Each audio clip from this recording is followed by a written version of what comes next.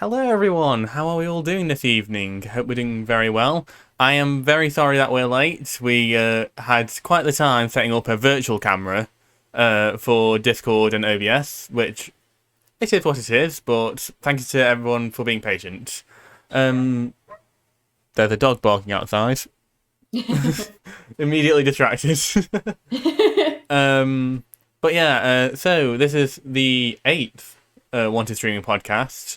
And our guest today is someone that someone that I haven't really talked to a lot until the past month, where they said on the Twitters that they were thinking about starting a podcast, and I thought, I think I have a new guest, and it's the one and only relliebellie. How are you doing, Rellie? Hi, I'm good. How are you? I'm doing very well, Thanks for thank you. having me. No worries. Honestly, I feel like when it comes to asking someone how they are, that is like, I know it's normally like a just a small talk question for a lot of people, but for Right. me, like in this podcast in particular, it is very important that I ask them how they are because it's always important to like know that someone's day is either going well or not so well. Ain't that swell? Okay, it looks like it's doing fine now. No encoder Yeah. overloads because I'm using my CPU. You'll love to see it. We might actually be back. I'm going to have to close down and reopen We my are stream, though. live. We are live. Hell yeah. Hi. Maybe this will work. I hope so. Oh, so... Right, so this is going to be quite the thing to edit, honestly. This is going to be quite the thing to edit when I get to the editing, when I get to the cutting board. Listen, like I said before off camera, I apparently curse technology. My chat knows, my viewers know that anytime I go to stream, something breaks. It's become kind of like a joke. So if you need something to blame, it's not your encoder. It's likely me. I'm going to blame the encoder anyway, because OBS encoders, I, fantastic. my family paid good money for my birthday present, and if it's not going to work... Yeah, exactly. Why aren't you working? Exactly. But yeah, okay, we're live, we're here. Let's do a quick rundown on the introduction again. So, Sure. this is podcast 8. This is our guest, relliebellie, wonderful legend, who I didn't really know a lot about. I knew you through Meeple, I will say that. I knew you through Meeple, because he raided you one time. Yeah. And then, I was more of a lurker in the streams. And then at one point you said on the... on the Twitters that you were interested in starting a podcast, and I thought, I did, normally I have a list of people, and if you're not on the list and you somehow make me grab your attention, that you've done something special there. Yeah. But yeah, I had a handful of people because last month I had a big list of people that I was going through of who to have on the podcast, and a lot of people just couldn't. Because of either schedules or special events, or they just can't do it because of their own technology issues. Right. So I had a lot of lists of name. Well, I had a list of a lot of names lined up of for future references. And then you said on Twitter, "Should I start a podcast?" And I was like, "Fuck the list." We're getting this person in, and we're going to see, because this is more or less not just a podcast about streaming. It's also to have a gateway to see what wonderful magics you would be in for if you did do a podcast, and what kind of things to expect, like technical difficulties, for example. Right. Which that is certainly a frequent thing in streams in general, not just podcasts. I'm sure you can agree. For sure. Yeah. So yeah, like I said, that was the first time where I started messaging you, hey, do you want to be a part of the podcast? And the way that you were talking, you were enthusiastic, and the way that you were being very kind and positive about everything. And I was like, I need to watch more of her streams. And then I started watching more, and I was like, I want to interact more. And yeah, and I feel like when it comes to streaming, especially when you have those people where it's oh, you rated them, you follow them. But like the mentality when you're the viewer, it's more like Right. I'll watch them in like when I get the time to, and then you end up never finding the time, and then Right, yeah. but then you totally. start interacting with them off stream, and it's like, okay, I'm gonna find this, I'm gonna make the I'm time gonna for them. make the time. Exactly, yeah. And that's definitely how it worked with you and your streams for me. Oh, thank you. Honestly, thank you for being the guest today. And Of honestly, course, thank you for asking me. but peek behind the curtain. This is like the most in advance that I've ever been for the podcast. Sometimes it's like the week before. Sometimes it's like 2 weeks before. We planned this like so long ago. I was like, Yeah. wow, he's really on it. Like, Yeah, it was either at the start of the month or at the end of... No, it was at the end of last month. Because I hadn't even... I think so, because I had it in my calendar for a while. Yeah, I hadn't even uploaded the Canary podcasts when that happened.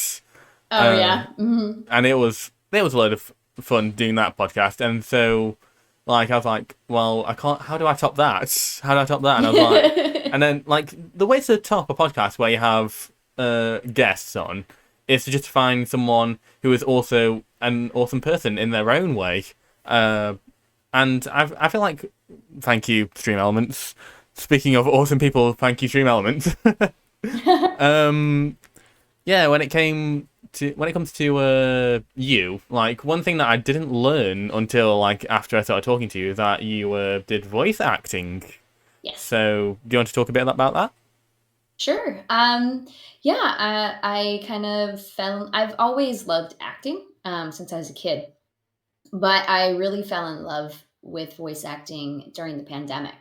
Actually, I got laid off from my job, and right before I had gotten laid off, I had started taking voice acting lessons and like classes just for fun.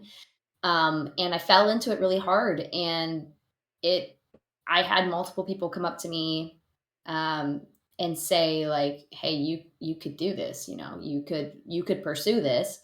And so I did. When I got laid off, I was like, "Okay, well, I'm a voice actor now." So I started doing auditions.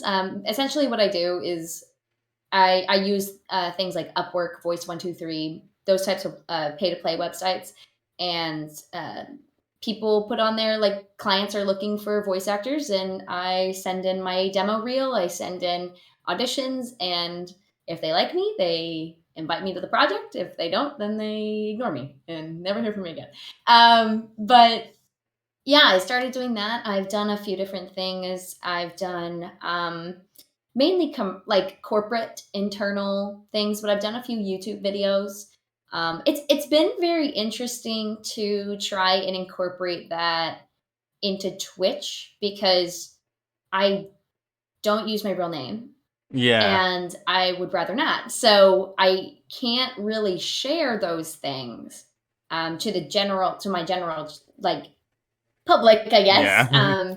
But I can talk about it, and I can kind of like I have had multiple streamers come to me and be like, I want to do voice acting. Like, how do you do it? Like, or like, I have a project. Do you want to be on it? And like those types of things, I'll be like, yeah, totally. Like, I'm happy to help wherever I can.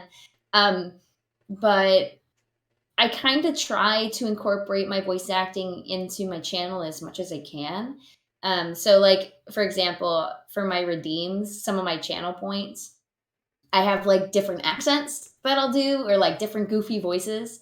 And viewers seem to really like that because I'm being goofy. Like I'm just talking in a weird voice.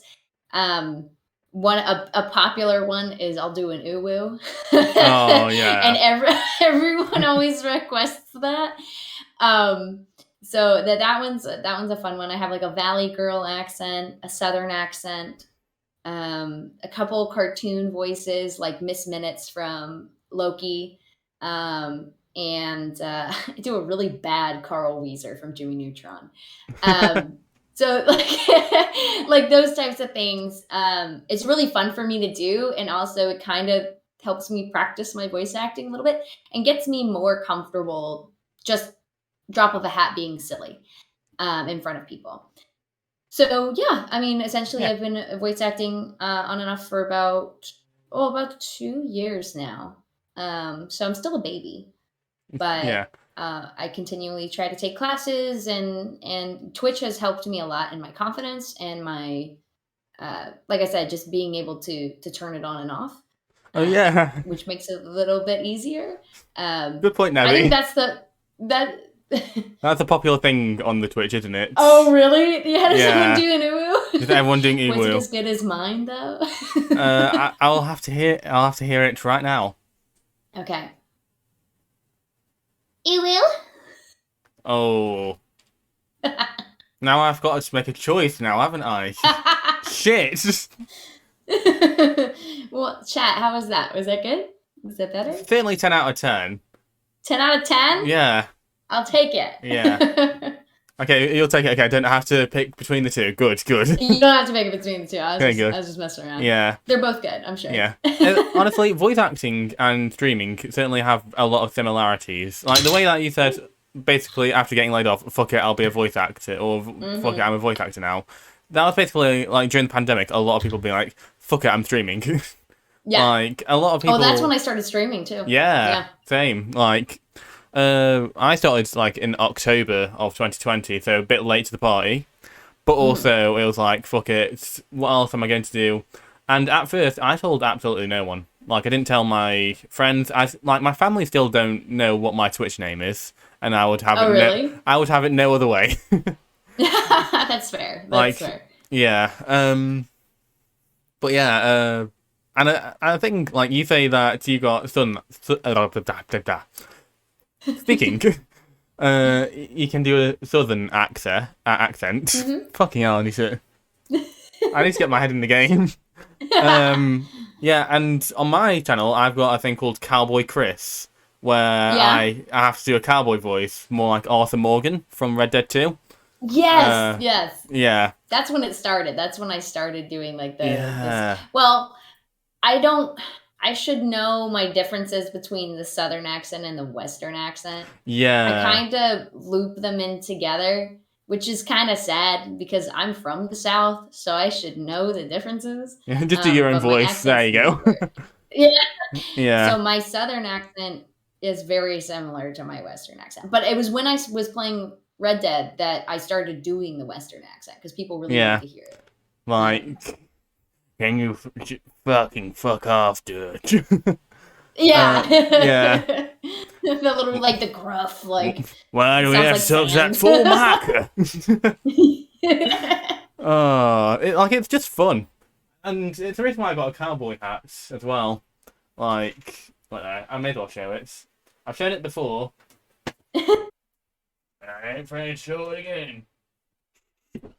There's a delay on it's my a very end, so cheap. it's very cheap cowboy hat, but I can't hear you right now. Cheap but is good. It don't matter because Yes! when I have this hat on, I sound a bit like Stone Cold Steve Austin, and that's a bum like Stone Cold said so. Well, let me. I love that. Yeah. Oh. So. It's pretty good. You got rid of like the English sound out of your voice, which is what you do. I mean, you play a lot of Red Dead 2, it just somehow becomes ingrained in you. I don't know how. Yeah, you hear it so often. Yeah, it's like when you start playing Dark Souls. I'm sure you're going to start sounding British. Yeah. It appears that I have gone Elden hollow. Ring. Yeah. I won't embarrass myself by doing a British I know. accent. But Do it. Do it. Please. Oh, you're not going to do it? Okay. Oh, you want me to do it? Yeah. Sorry, you want me to do it? I said do it. Oh, do it. Do it. Do it. Okay. I mean, it can... It's so much pressure to do it Yeah. in front of a British person. Honestly, don't worry. I take the piss out of my accent. There's a little... there's so much pressure. Right, so what I do when I'm putting on an accent, I don't actually know what dialect this is, but I've heard it. No, I almost had it. I had it for a second. You went a bit Irish with that. Yeah, a little bit. Don't worry. Honestly, when it comes to a British accent, if it just sounds vaguely British, it's probably somewhere in the UK. It's somewhere, yeah. Yeah. Like it's definitely interesting because I used to live in New Zealand, Oh. and sometimes It does sound a bit Australian, to be fair. Like, right now. yeah, and my English goes into like Oceania, like Yeah. it starts to melt into to Australia and New Zealand. So I have to work on that. As a voice actor, I should be a little bit better at doing accents, but I'm not. Honestly, you're still better at being British than I am. So, yeah. I love your voice, your accent, Meeple's accent, and I have a few other British streamers. I love y'all's accents. Yeah. It's just like it's just like I mean it's very cliche, but it's very like Bridgerton, right? It's very it's very like it's very proper. It's very it's a nice accent. I mean, you say it's proper. We just refuse to pronounce our R's and our T's half the time. That's true. Like if the T doesn't start the word, we're not going to pronounce it. Like how I just said the word it. I have a friend that's Australian that was making fun of me the other day because we say herbal tea. Oh yeah. Herbal tea, not herb. Herbal tea. Yeah. Yeah, and she was just saying herbal tea. Yeah. And I was like, that's what we sound like. That's okay, well now I embarrass myself. What's your American accent? Not necessarily Western, but what's your American accent? Honestly, if it is Western, then it's honestly just a cowboy voice. That's the only. Just the cowboy voice, yeah. That's the only voice that I've managed to do. Sometimes, like if I just can't be bothered with the gruff part, I just get rid of it, and I sound a bit more like. Because you're going Woody to Allen, another apparently. extreme. Yeah. When I try to. That's why I don't have like the English redeem on, just because like I'll do it in my normal day-to-day basis. So like that was Australian. That was 100% Australian. In your day-to-day basis. I don't want and I won't be able to recreate it. I won't I haven't put any of the accents on that I'm not like confident in, because my southern accent is really good. Like I can do like country. That ain't no problem, because a lot of my family is like southern, or have that twang to it. So that's not an issue. And I can do a little bit of a Midwestern, not quite. I can do like kind of a New England sound a little bit, but again, I don't try to put. try not to put any accents on or any voices on that I can't somewhat feel confident in, because I don't want to if I do a really bad English accent or a really bad Australian accent, I don't want my Australian and English viewers to be like. Honestly, because we're British, not.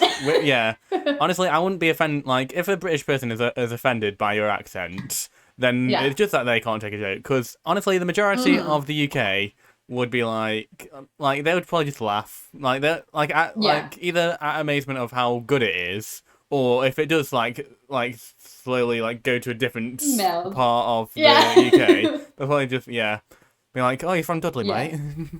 Yeah. Well, my thing is too, there's no way that you guys haven't tried to do American accents and done them.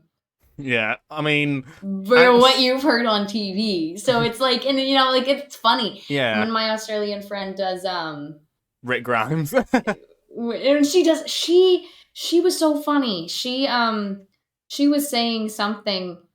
She doesn't say a lot when she's doing her American accent, but she said water. Oh, water. Because she says water.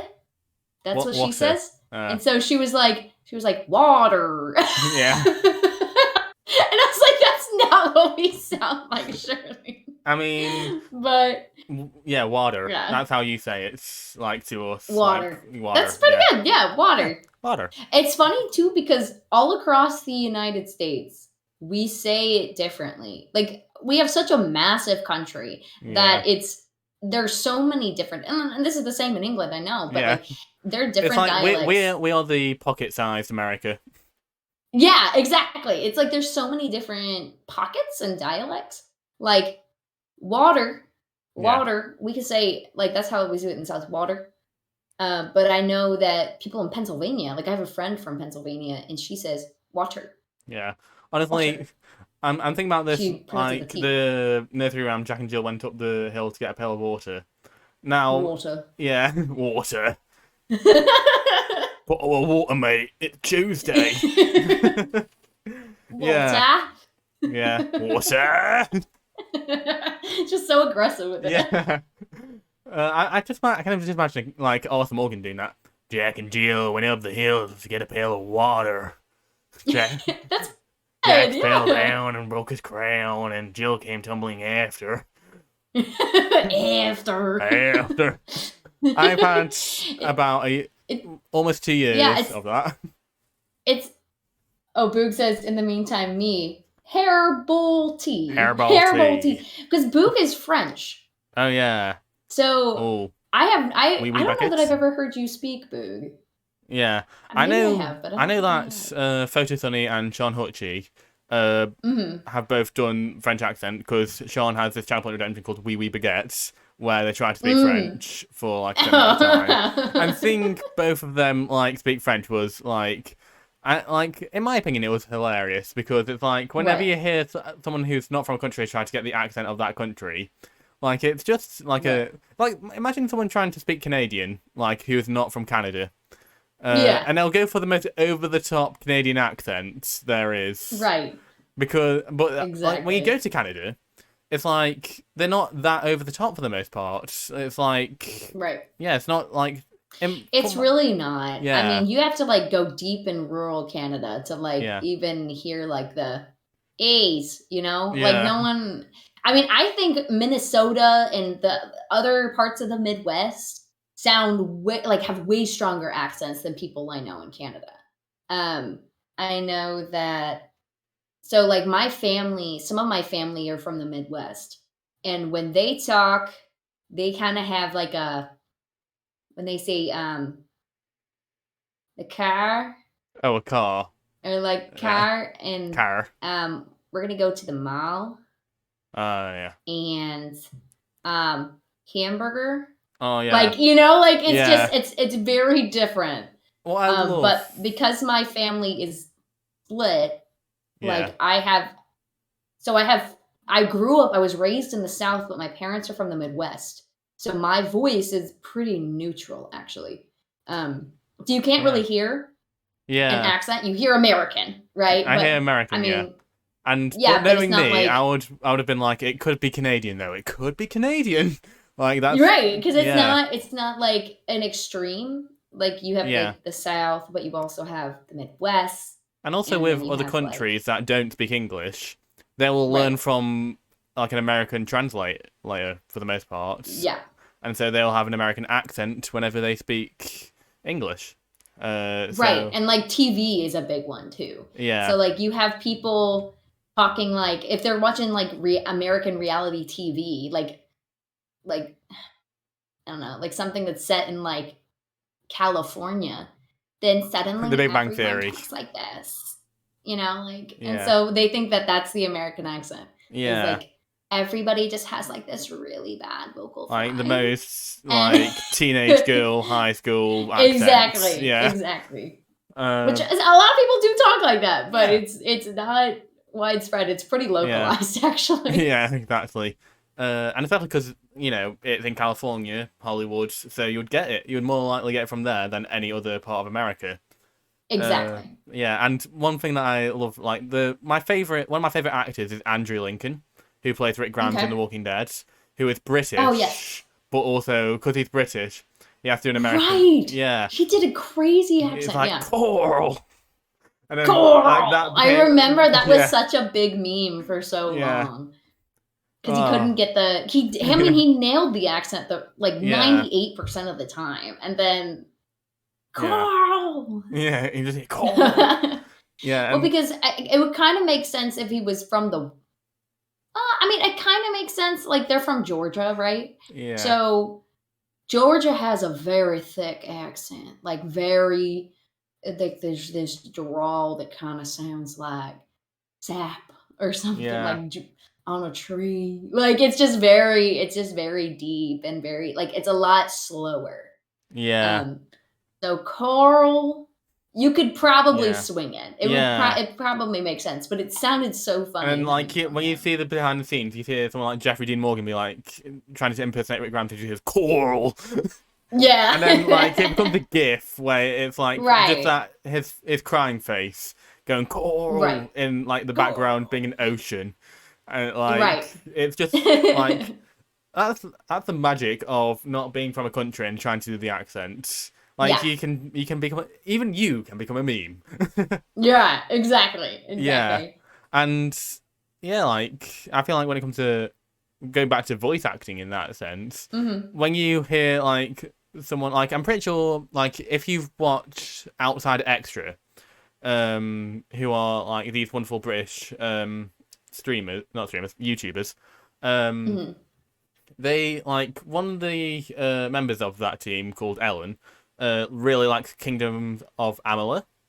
And in like when you see like her do like listen to the voice acting in it, like someone like does like tries to do a really thick Scottish accent, and even Ellen's like, I've never heard from someone from Scotland sound like that. Scottish accents. Yeah, they're crazy. Yeah, like, it's English, but it's not. Yeah. Like it's so funny. It's if you don't do it, yeah. Go ahead, sorry. Okay. I was gonna say like it sounds like the Scottish accent. If I could like chuck it down to any like the most basic explanation, it's like the English accent if they try to roll every single one of their letters. Yes. Instead, not just the R's, just every letter. It has to be rolled. There's like no spaces in between. Exactly. You're not allowed to do what I just did there and just have a small delay between the sentence. You just have to keep going. Right. Yeah. Yeah, I think Scottish accents are super cool sounding, but like if someone tries to do a Scottish accent and they're not, it's like yikes. Yeah. It's like, what are you doing? I like my conscience is like angels like don't do it, and then there's the devil going, do it, and I'm just like no, do it, do it. Speak. We'll try it. God. Do it. Oh shit. You walked into that one. Oh shit. What am I gonna do? That's the best I can do. Just loud Shrek. Loud Shrek. Oh, what is it that he says? Get out of my swamp! What are you doing in my swamp? In my swamp. Oh. Get your clips in, send them to Scotland. Somehow get me deported. Danger now. Someone's gonna clip this. You know, I'm going to get banned from Scotland. Right. For what it's worth, it's my favourite British accent. Next to Australian accent and the Russian accent. Because I feel like... Russian? Yeah. I've done that before. Yeah. I've done a Russian accent before. Go ahead. You walked right into that one. Yeah, I know. I'm trying to think. There is a game that me and my brother used to play, and there was a Russian character. Okay, so I'm leading into the Russian accent. I promise. This is not the test for that. But there was a character. It was GTA 4? What was that Marvel game? Oh, Marvel. It's a Marvel game that Ultimate Alliance. It was Ultimate Alliance. Me and my brother used to play Ultimate Alliance, and there was a character in there, and I can't remember who the character was. The comic book nerds are going to come for me. I'm guessing if it's Russian, it would be Rhino, right? Like Spider-Man villain. Maybe. Does he? Remember he was. Does he look like a big rhino? If he looks like a giant rhino, then I don't remember him Rhino. being a rhino, but maybe he had a big suit. He had a big like metal suit, so maybe it must be Rhino then. But the thing that he would say, and I started saying this all the time, is, "You are no match for my battle suit," and I used to say that all the time. That's so where Russian. it started. I couldn't hear what you were saying in terms of words. Okay. So I said, "You are no match for my battle suit." Oh yeah. So that's when I Rhino. started. Yeah. Yeah. And it's like that's when I started talking like that. Ah, But it's not like super consistent. So yeah, I'm working on that. But yeah, so mm, that one's a really fun one to do. yeah. Um, Honestly, like I feel like my favorite like form of like voice acting doing accent has got to be Call of Duty Zombies, like the original four. Dr. mhm. Edward Richtofen, who was German, voiced by Nolan North. Um, Okay. Takeo Masaki, who was Japanese, voiced by Tom Kane. And I've Yeah. forgotten the other two voice actors, but it's Nikolai Belinsky, who is a Russian character. I think also played Mhm. by American. Then you have an American character, Dempsey, played by an American in the most U.S. military, uh, Oh, right. big Like Chris from lads. Resident Evil. Like, Yeah, or yeah, yeah, yeah. like, hey player, drop the chips and get me some ammo. Right. I'm like, okay, Dempsey, I'm sorry. Uh, Sorry. yeah. But yeah, like, and especially like Nolan North is like in everything when it comes to voice acting. Yeah. Like, he is like next to Troy Baker, probably been in the most like well-known games. Hmm. Um, and so you would not tell it was Nolan North playing Richtofen. Like, I'm probably gonna have to send you like a few lines from Richtofen just to show you And that. send me because I'm not Yeah, familiar I'll do it with after stream them. because Sure. if I do it now, then your face cam will go off. Oh, no worries. Yeah. But that being said, yeah, like you said, not Nolan North. If it's not Nolan North, it's Troy Baker. Exactly. Exactly. Yeah. Or like if it in the case of Last of Us One, it's both. Right. Yeah. Yeah. I know that and my chat always makes fun of me for this. I am in love with, and I don't remember his name. Hold on, I gotta look it up. Brandon Keener. Uh. Brandon Keener's voice. He does Garrus Vakarian in Mass Effect, and a ton of Ooh. other things. Um, Do you think you could name some more? Because I'm yeah. not Let familiar. me. I have heard him in other things. Um, let me pull that up. So he has done Garrus and Mass Effect. He's done here. Let me. Hold on, I think I know Gareth's voice actually. Hmm. Um, Like a really smooth voice, right? very. I'm looking for more video game stuff he's done because apparently he's done act. The Division 2. No. He was like just a random character in Red Dead 2. Oh. It said that he was like the local pedestrian population. Um, Hmm. XCOM 2 collection, No. I can see like. Advent speaker. Yeah, I think I know who you mean. Gareth's like the really smooth voice guy. Yeah, Yeah, yeah, he's the lizard. Yeah, I'm yeah. obsessed with him. Honestly, I that love voice him. is enough to make anyone swoon. So yeah, Yeah. don't. Yeah, no, he is my husband. I adore him. Everybody makes fun of me because they're like, it's a lizard. Oh, he's in Fallout 4 too, Pull which out I'm for. playing right Oh, now. What? nice. I didn't know that. He's Sully Mathis, drummer Yeah. So boy, it's and Rufus like Rubens. Pee Wee Herman is in Minecraft story mode. Just like that, I was Yeah. thinking. He is a voice Yeah. actor in Minecraft story mode. Bloody hell. Yeah. And I think that's the true I heard about that. amazement and why I think voice acting is probably the most underrated part of performance. Because, like, anyone can literally, like, it could be legit anyone who can be a part of your, like, one of your favorite games, and you not Right. realize it until, like, you just search them up. Like, I Right. knew Richtofen before I knew Nolan North.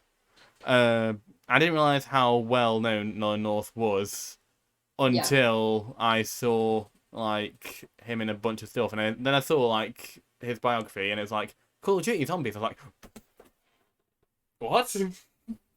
Yeah. Ricky Yeah, Toftoff? no, it's so cool because you have to. One of the things I was taught is the difference. One of the many differences between being an on-screen actor and a voice actor is on screen you have to use, you're using your facial expressions, you're using body movements, you're using all of these things to kind of like bolster your act, like your performance, right? But voice acting, you can only use your voice. Yeah. Like you Your have to, emotions, your character, Yeah. everything has to come through your voice. yeah, and the only So, exception to that in video game development is when they have it be both, where you're doing the mocap and the acting at the same time. Oh my goodness, And I would love to do. That's like a goal of mine, is to do a video game, but also do mocap with it. Yeah, I'm just thinking to myself, so how cool. can you not laugh while performing Right. when you're trying, like, you're doing, like, you have someone in your arms, like they're dying, they got a fucking bunch of balls like attached all to their over body. Oh, you have to just tune it all out. You have to be part of it. That mad respect to anyone in that sort of like situation where they have to do like scenes that are emotional in what is outside of the scene the most hilarious costume you could think of. Like, there is legit like a character in Mortal Kombat called Mocap, and he's legit just a guy in a mocap suit, and it's hilarious. That's so funny. Like, he's a terrible mocap character. Is so interesting. Yeah. Oh. It's really crazy how far we've come in technology to be able to do that. Like, I was watching who was I watching the other day on Twitch? They were playing something. I can't remember what it was. But video games have become like movies. Yeah. I mean, like, just like how smooth, how realistic the characters look. Yeah. Like, it's a form of art. It's crazy. Yeah, no, it is. Yeah, I will for always sure. I mean, make like, the argument that video games are art. And, like, I don't think there should be an argument about sometimes that. It's visual, like Forza Horizon 4 that I've got here. It could be, like, from a, lore perspective, like Dark Souls, which I've got here. Or it could be just, like, from a story perspective, it's all, like, a form of art. Red Dead Redemption 2. Yeah. The best game ever. Like, the scenery is... I love just taking the horse and riding around. Yeah. It's so gorgeous. And, like, you go up to, like, a top of a hill and you see just... You see the aliens. Right? Yeah, like, I mean, like, it's so... It's just, so cool. Yeah. Like, it's all... Like, I am a big sucker for open world. I love open world. Same. Skyrim was my first. I love Mass Effect. I just started Fallout 4, which I'm obsessed with. And I think I have tried. I'm sorry, I'm yawning. Yeah. Don't worry. I sleep well last night. Fun fact: if you see someone yawn, you'll have the urge to yawn. So if anyone yawned right now, say it in chat. Yeah. It's chat's fault.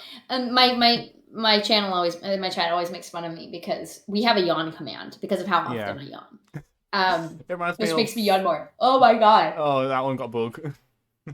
And don't think about yawning, and you'll be fine. It's like reminds me of that bit in Infinity War where Stark just goes to Drax. Are you yawning? Yeah. It's just hilarious. I've actually heard that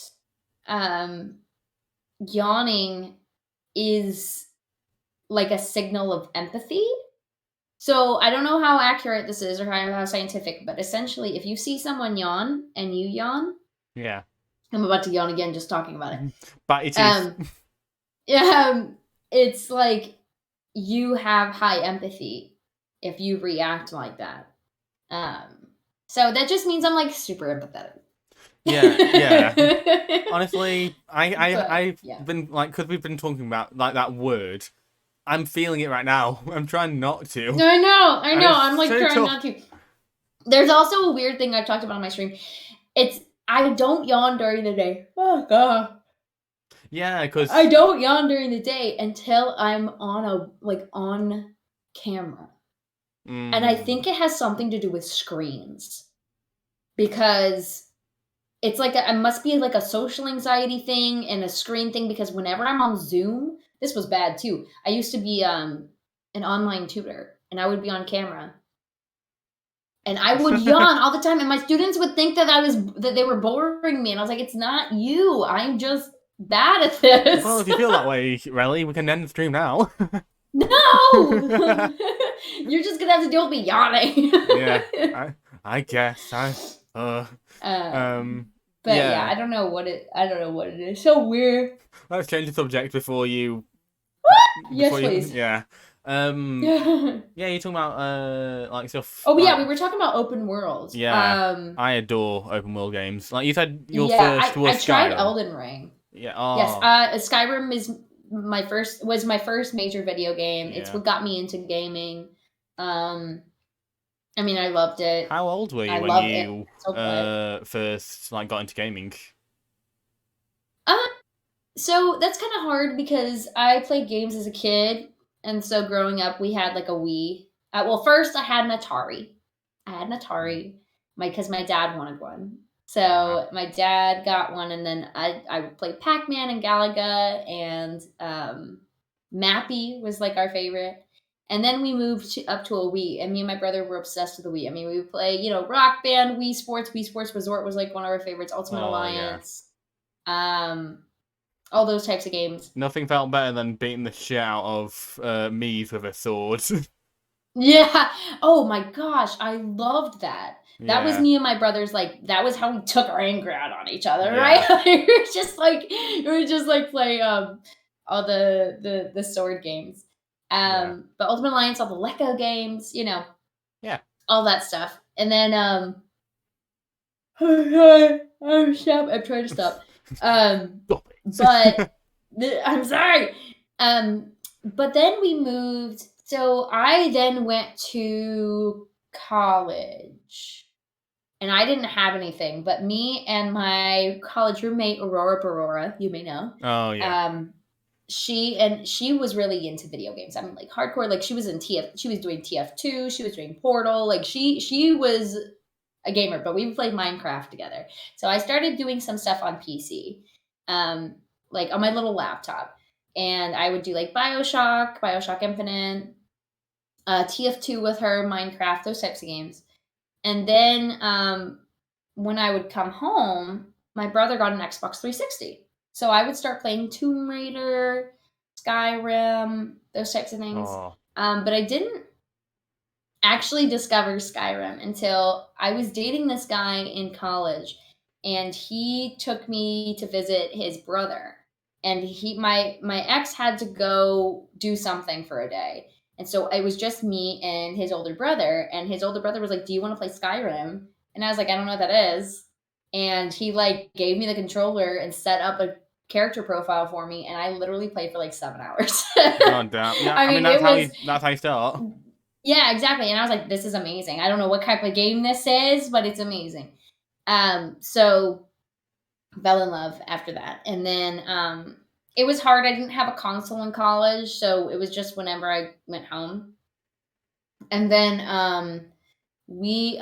I came out to the West Coast and really started then because then we got my roommate had a PS4, and then when he moved out, we bought a PS4, and that's the one I still use to stream. And now I live with Sparty, and we have all the consoles we could want. We're working on getting all the consoles we want. So I have a PS4. He has a Series X. So do you that's have what the we play Wii? on. We don't have the Wii. I want it so bad. We're hoping to get the Switch pretty soon. We haven't gotten it yet. Because I don't know if you know this, consoles are expensive. Oh, tell me. But Sparty really wants a PS5. So he might just grab that whenever he can. But we're gonna have a very well-rounded house because we have a PS4 and a Series X. He wants a PS5, and I want the Switch. So we're hoping. And then I actually don't have a PC. I stream off of my laptop, which is a pretty heavy duty laptop. I've had it for a couple years.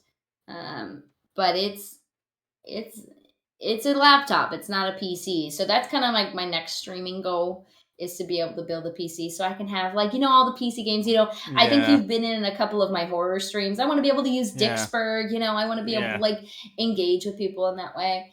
And and not have to worry about it blowing up my my little Yeah. laptop.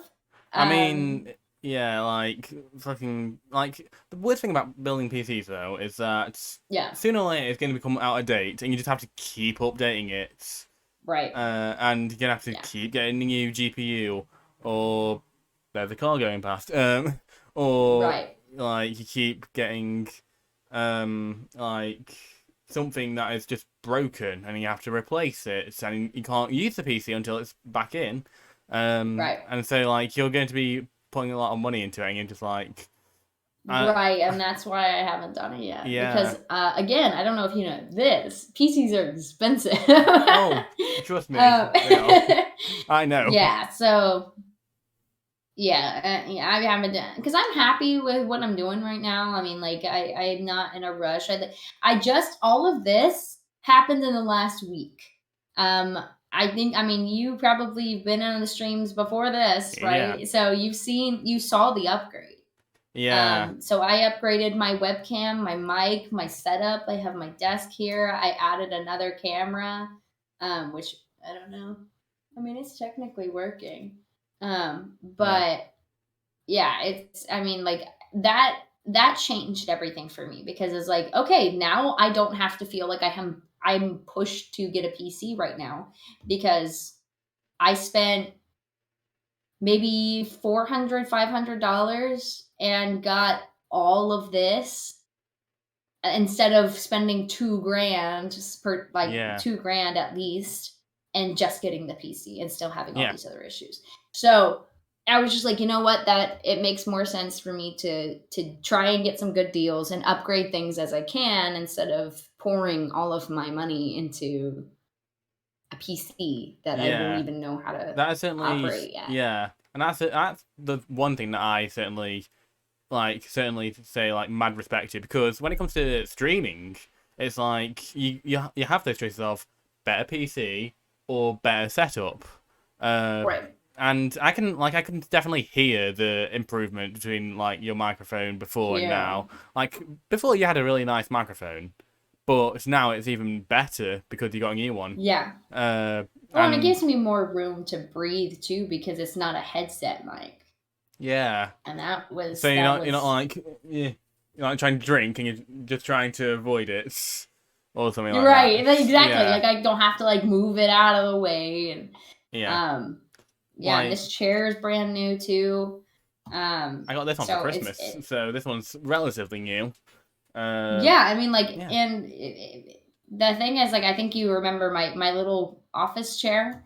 It's fine if you're spending like an hour or so on your computer, but I stream for like 4 hours at a time. Yeah. And my back is like, I don't have the best back, so Yeah. I mean, I'm like, yeah. this is nice.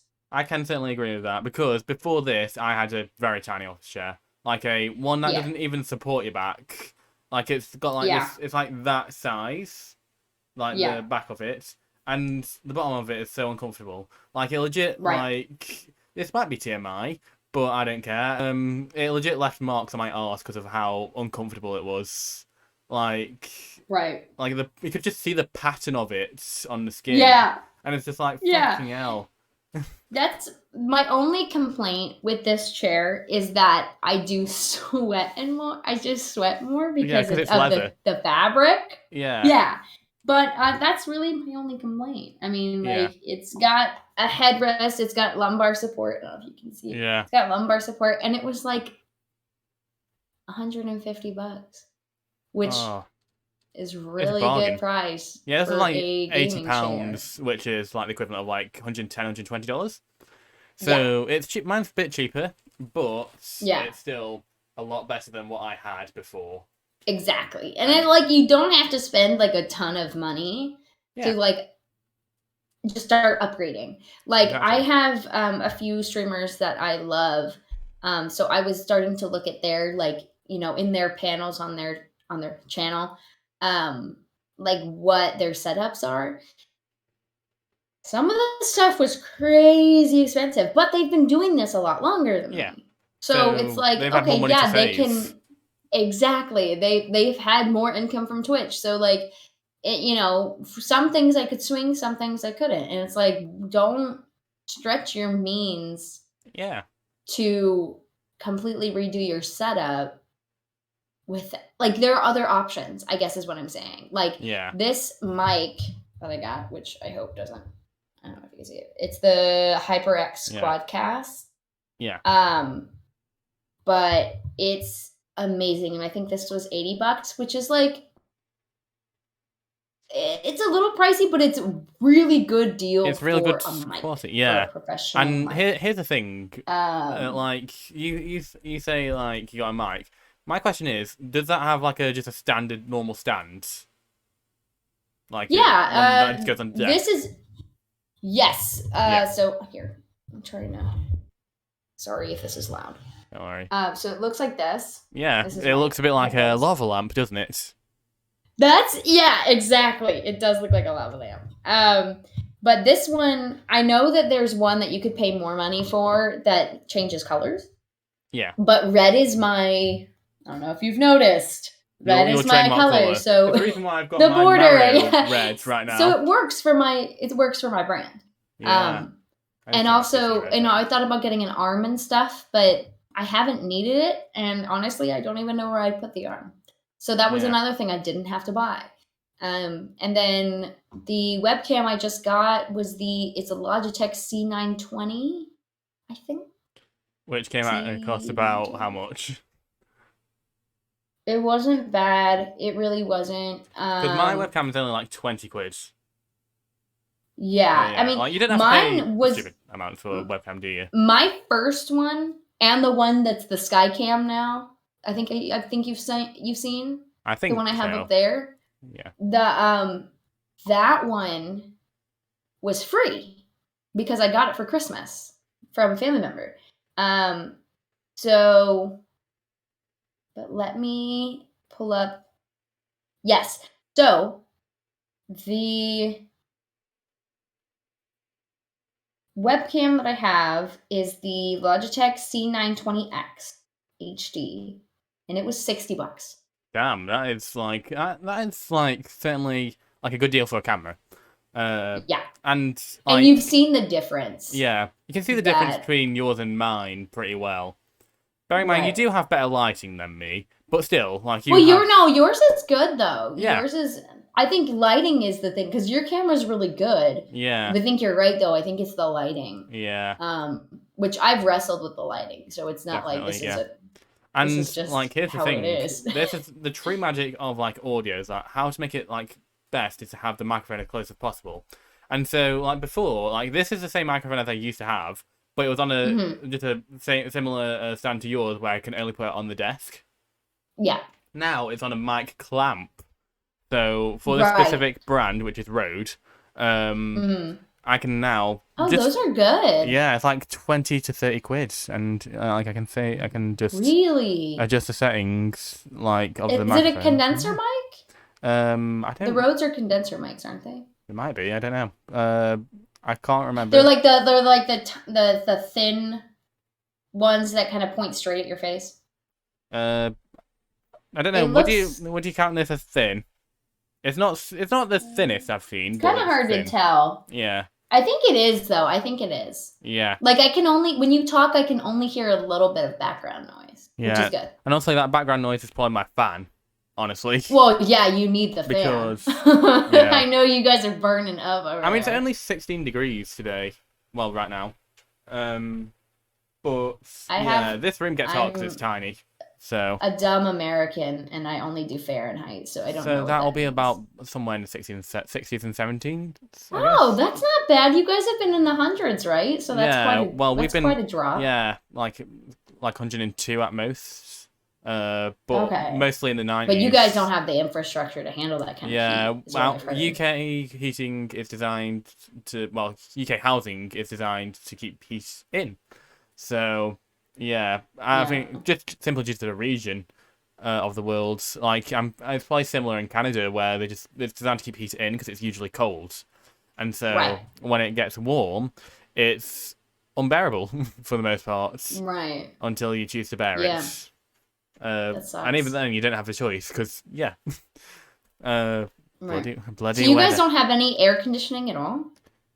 unless we pay for it now. Wow. We would have to pay to get it installed. That's crazy. Yeah. It's not automatic. I would die. I hate the heat. Like, last few days, Chris, it's fucked. Yeah, exactly. Yeah, I'm here. Let me do my Fahrenheit to Celsius because I don't remember. Yeah, I anything. don't know Fahrenheit. So right now for me, it's okay. So it's 75 degrees for me. So it's about 23 degrees Celsius. Yeah, which is, for me, that is what I like to call crisp weather, which is the metric that I have. If it's between 5 degrees and 25 degrees, it is crisp weather. Right. And it has to be like either cloudy or like clear skies. That is crisp weather right there. I like that. It's crisp weather. And if it's above or below any of that, it is not crisp weather. No. And that's the metric that we are officially using to describe. I should be on the news, and I should have I should take over BBC, make it all about me, make it BB me. Yeah, and it's like this is crisp weather, this is not crisp weather. So today is going to be absolutely fucking not crisp weather in Scotland, but down south, as you can see in Manchester, it's going to absolutely be crisp weather. So get your ice creams at the ready, folks. I like that. Yeah, like, I would probably make BBC good again. Yeah. I would make it entertaining. Yeah. But yeah, one thing that more bearable, but somehow more humid, so more sweaty. Humidity as well. I hate the humidity. I grew up in the South, and it's whenever it's hot, you can feel that it's hot. Yeah. It's like 80 to 100% humidity. It's awful. Yeah, I put on out here on the West Coast. It's much better. Yeah. Like, when it comes to humidity, like, I'm guessing, like, when it, like, hits you in the face, it's more impactful the more humid it is. Yes. And so, like, when I remember, like, a few days ago when we, like, the first day of the heat wave, I was like, I'm meant to be walking into my room and feeling the heat on my face, not the other way around. Because I legit just opened the door, I was like, oh, fucking hell. Absolutely boiling. Like, Jesus Christ. That's the reason why I wasn't streaming this week, guys. Like, I think a lot of you guys up in the UK are doing that because it's just too. I mean, because your computers run hot anyway. They put off heat. So when you're doing that on top of being in a room that doesn't allow for any cooling, and also to come considering, through, with the exception of my podcasts, most of my streams are on my Xbox as well. So that's giving heat as well. And yeah, honestly, having been in both the south of London and London in what counts as hot weather in each, I'll take London every time. Yeah, and I'm further north than London, I'm closer to the middle, so I'm not really like close to any beaches. So I had it easy compared to every other place where they were legit catching fire because of how warm it was. Like, yikes! Yeah, like, Jackal, hi. Well, yeah, welcome in, Jackal. Having been in both the South and London, in what counts as hot weather, I'll take London every time. Yeah, I can imagine. Jesus. Except for right now. Right? I would imagine not right now. right now, nice and cool. Yeah. So yeah. I'm gonna run to the bathroom really quick. No worries. I'll be. I think I can turn my camera off and turn it back on, right? Yeah. I should be able to do that. All right. Hopefully that won't mess. It shouldn't mess anything up on your end, should it? I mean, we can just.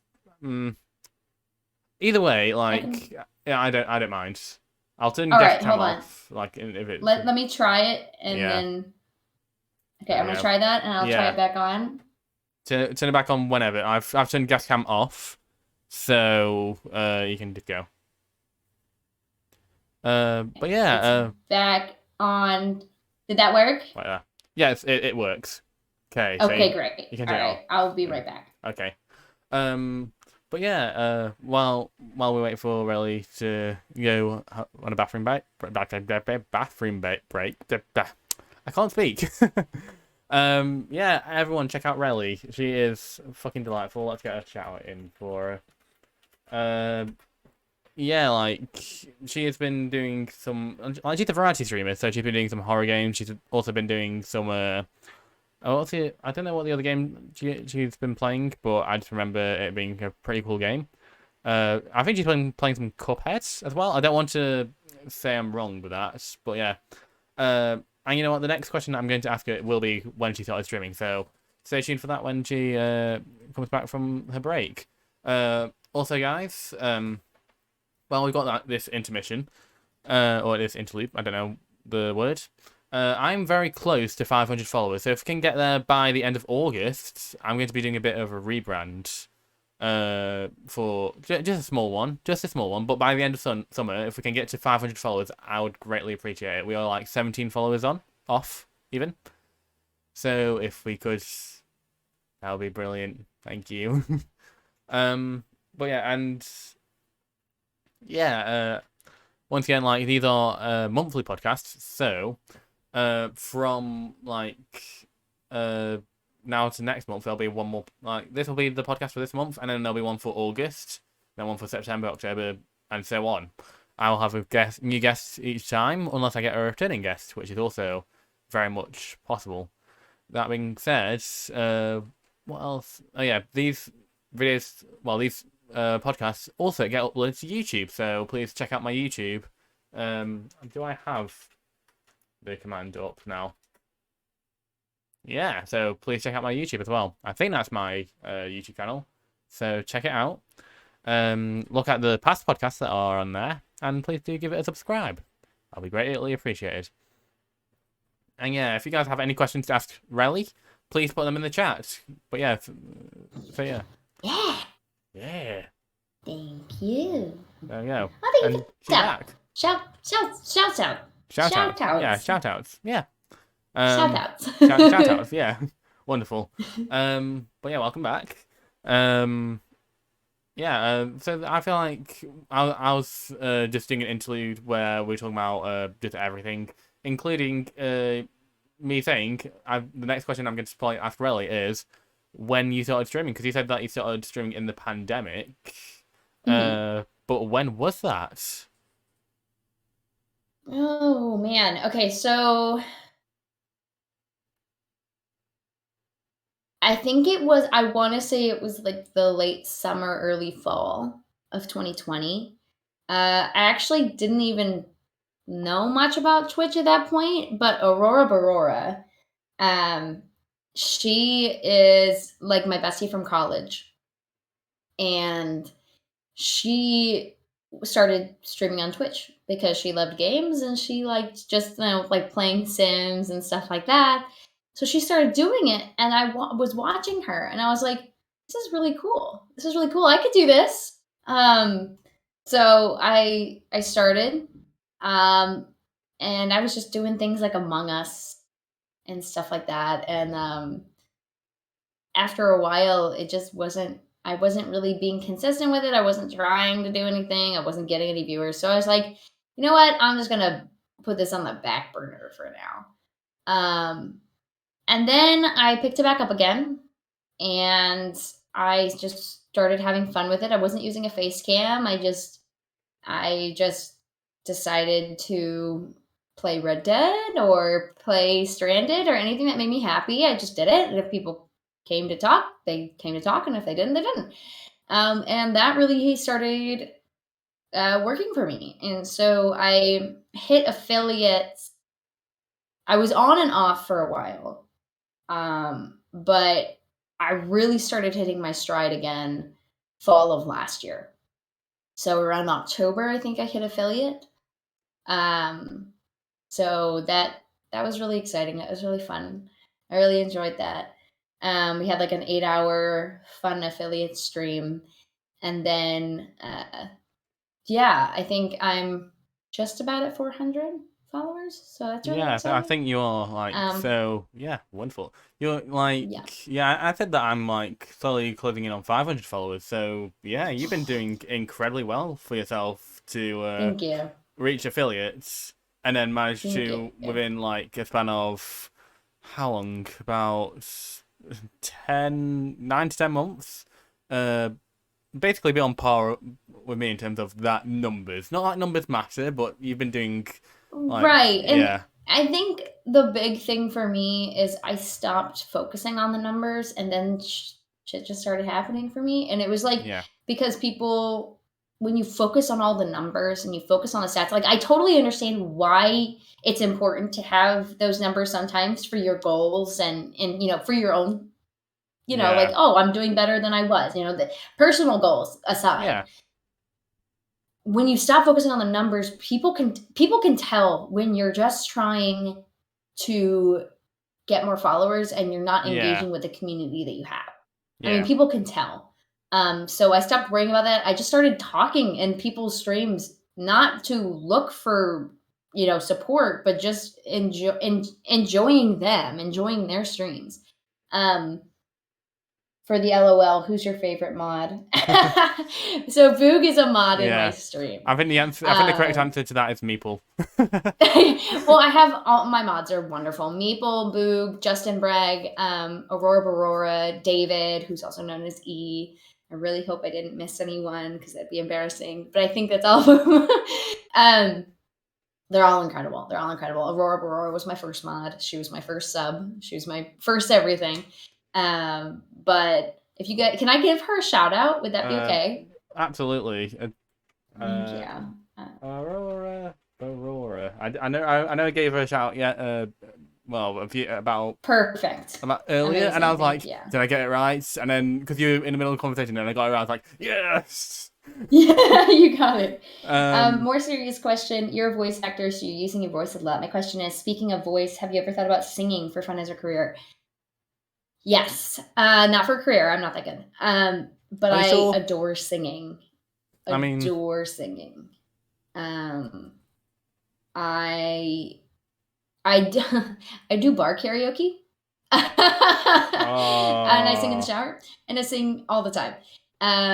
But it's I've been singing since I was a kid, and I was in choir and a musical theater and stuff like that. I definitely wasn't the best, but I trained myself like besides that. So I wouldn't say I'm the best singer in the world, but I enjoy it. I've done like performances, I've done karaoke, and people have had a positive response to it. yeah. So it's definitely something I've considered doing more publicly. Um, I did it on stream once. I did it on Oh, stream once for my charity, well, not charity, my fundraising stream that I had for Mother's Day. oh, Um, I I made it really high that I would sing karaoke, and chat made it happen. Chat donated enough money to where I had to sing on stream. So I sang. Uh, so are you saying that there might be a clip somewhere where? no, unfortunately, not for that Oh, because Twitch muted it. oh, So for Pete's so I sake! got lucky. God damn it, Twitch! I wanted to be um, blessed. I'll sing for you privately, Chris. Oh, But yeah, no, I have sang before. Um, what kind of music do you I like? think in my Discord I think in my Discord somewhere I have a video of me singing in a bar. Oh, Um, but like I sing like Amy Winehouse stuff. That's kind of like my go-to, but I do a lot of other things too. Anything in like the lower register I really like, but I can sing higher as well. I'm technically a soprano, but I'm more comfortable in like the lower registers.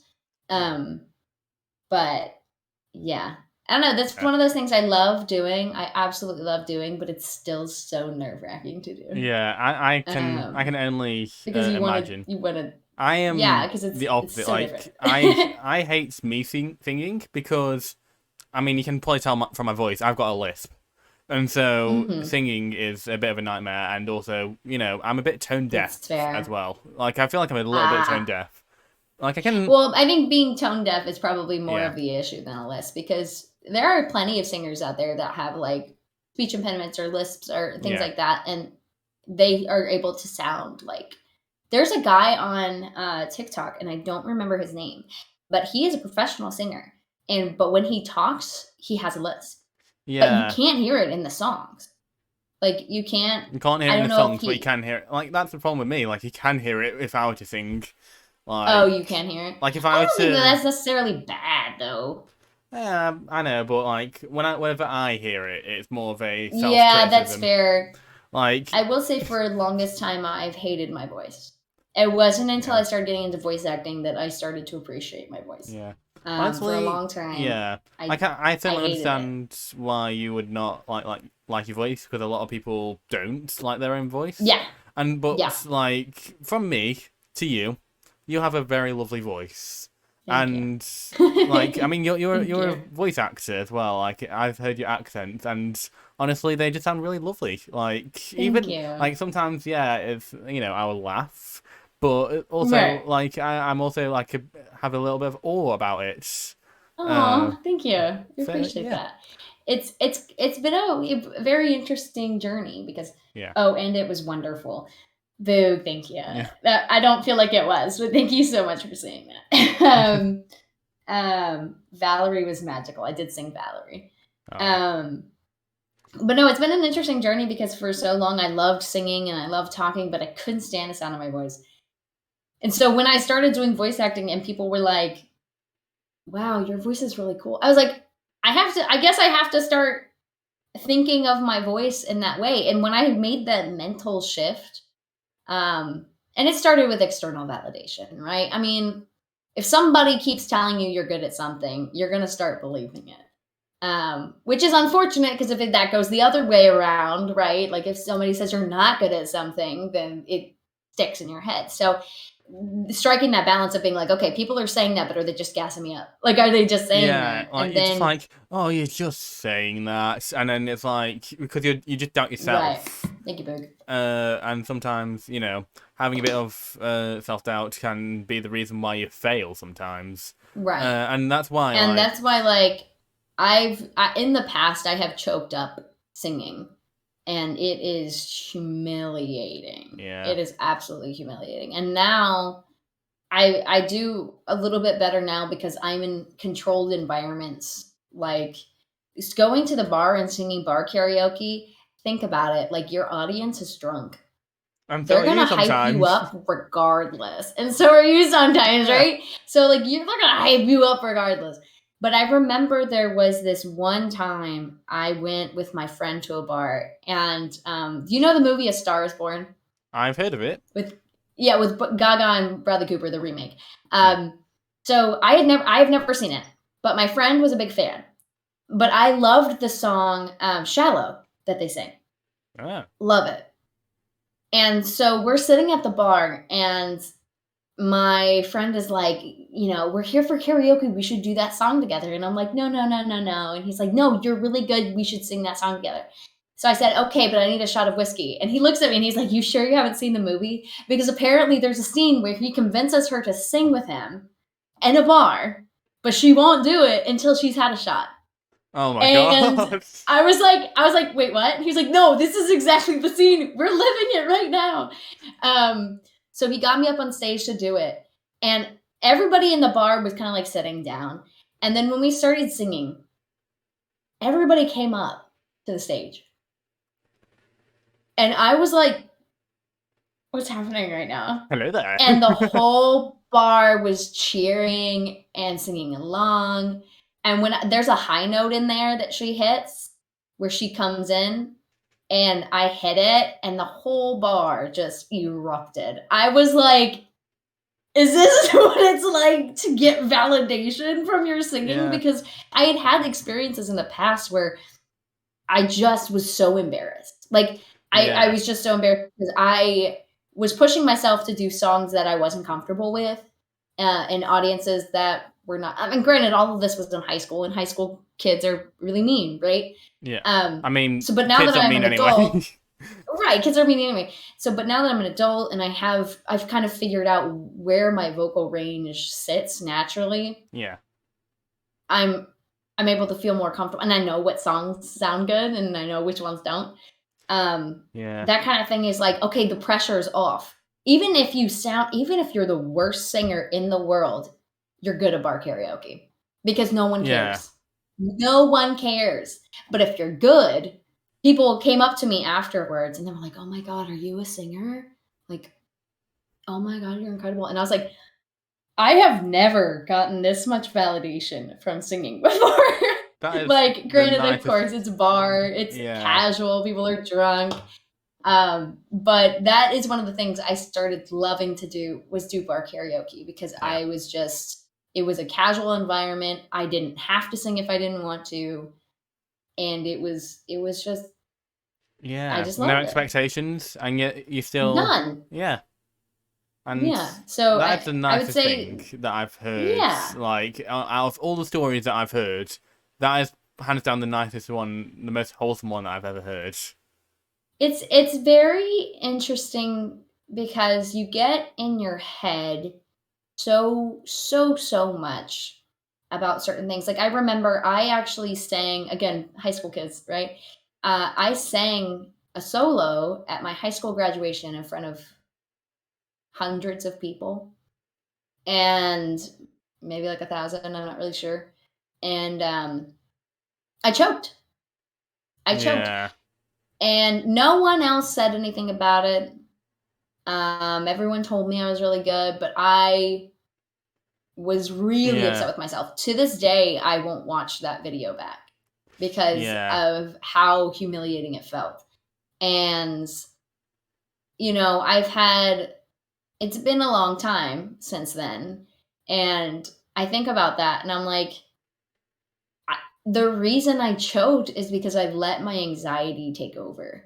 I Yeah. let my fear just swallow me. And like, that had been like one of maybe 3 times I've sang solos publicly at that point.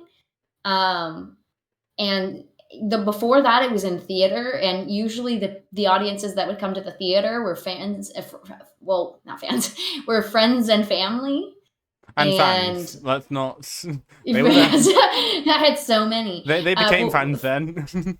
right, the friends and family, right? So Yeah. like even if I did screw up, it wasn't a big deal. But this was in front of hundreds of people. This was from strangers, family members, kids I liked, kids I didn't like, kids who were bullies, you know, like these were everybody. And I just choked. And I sang it, but I could tell that it was not my best. Yeah. And it was a little bit too high for I got picked for the solo, but it was still a little bit too Yeah. high for me. Yeah. That is definitely. But I think about that, and it's like I have worked very hard to teach myself. Like, and bar karaoke was the thing. As silly as it sounds, it's the thing that boosted my confidence because not only did I get up there and do it, and I got validation for it, but like I was doing it. I was forcing myself to sing in front of a room of strangers. And once I started doing that, it became a lot easier to start singing in front of other people. And it kind of, that was the first time I sang when I did my stream. That was the first time I sang on stream. And for whatever reason, even though my chat is full of very wholesome people like Boog, I was terrified. And I don't know what it is about singing on stream. Maybe it's because you can't see people and you can't see them being like, Yeah. you know, you can't see their And expressions. also, it's live, so you can't take it back. Live. Yeah. Yes. One And bad it was mistake so and you're done. scary. And I was like shaking. I was like, this is so silly. I talk in front of these people every day. I bare my soul. I'm very vulnerable. I've sang in public before. And yet I am shaking because I'm singing on stream. It's the craziest thing. yeah. But yeah. But honestly, I feel like that's what makes it so magical, these moments when we stream. When we do something outside of our comfort zone for a cause. Right. Like last week, I think it was, when I did the charity stream with CK for Hope and Homes for Children. We had a load of goals. Right. We reached like £55 donated, so hell Nice. yeah. So we didn't reach like the 100 goals, like all the ones that were there. But one of them included me DMing a D&D campaign, and me who has only ever watched D&D, never participated in a tabletop RPG before. I only Mm. watched stuff like the Ox Ventures, Critical Role, and all that sort of stuff. I vaguely know what I would be doing, and I still volunteered to do it, despite the fact that Wow. I was nervous that people wouldn't even want to participate with me, because the thing is with D&D, Yeah. you need at least 3 people with you. Yeah. Yeah. And that's the thing. If you stream, you find yourself pushing yourself to doing things that you otherwise wouldn't do. And it's streaming that gives you that confidence to do it, to say, you know what, fuck it, and then you just go ahead and do it anyway. Right. And yeah, like, it really does like make me happy when I see or when I hear stories of like these wholesome moments, and you see like these people who are in their self doubt, and their community is just cheering them on. And I assume that's exactly how it was like for your stream, where you're incredibly nervous, but everyone's like, "Do it, Rellie, do it. You got this." Yeah. Yeah. And honestly, I don't see any other way that could have went, because like we've been talking about it all night, that you are a voice actor, so you know how you know more about your voice than most people know about their own. So yeah, like, it makes a lot of sense that you as a voice actor would be able to sing as well. And yeah. It's a very different beast, though. Yeah, it's a very different beast, and like, I do admit it is a very different beast. But but I see what you're saying. Yeah. Like, when I tell people that I sing, they're like, "Oh wow, you have such a nice voice. It must be like super pretty and perfect." And I'm like, "It's not, but thank you." Like, I'm very harsh on my singing voice. Yeah.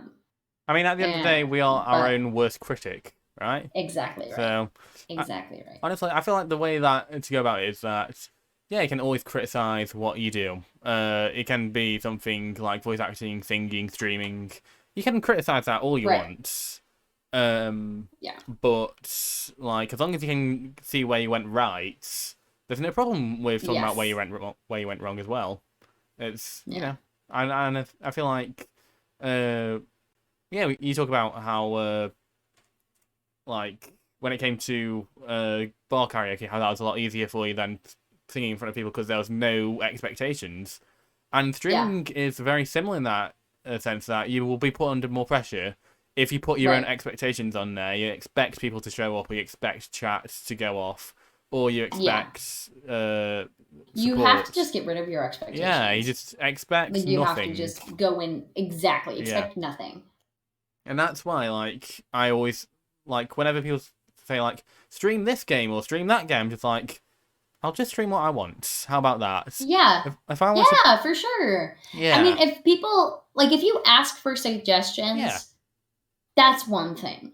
But if someone comes into your stream and is like, you do this, you do that, I was like, I'm not your dance monkey. Like, I'm not gonna do that. I mean, like, for me, I'm always looking for new games, but I'm also a cheapskate. So I won't, like, the other day I bought 5 games for $23 on PS4. I bought cheap ass games on deals. Yeah. And that's how I apply it to a lot of things in my life. So yeah, well, I mean, like, it's just, I won't buy games unless I have to. Yeah. Which I never really have to. Yeah. Unless it's something I really, really want, but I won't spend more than like $15 on a game. Yeah.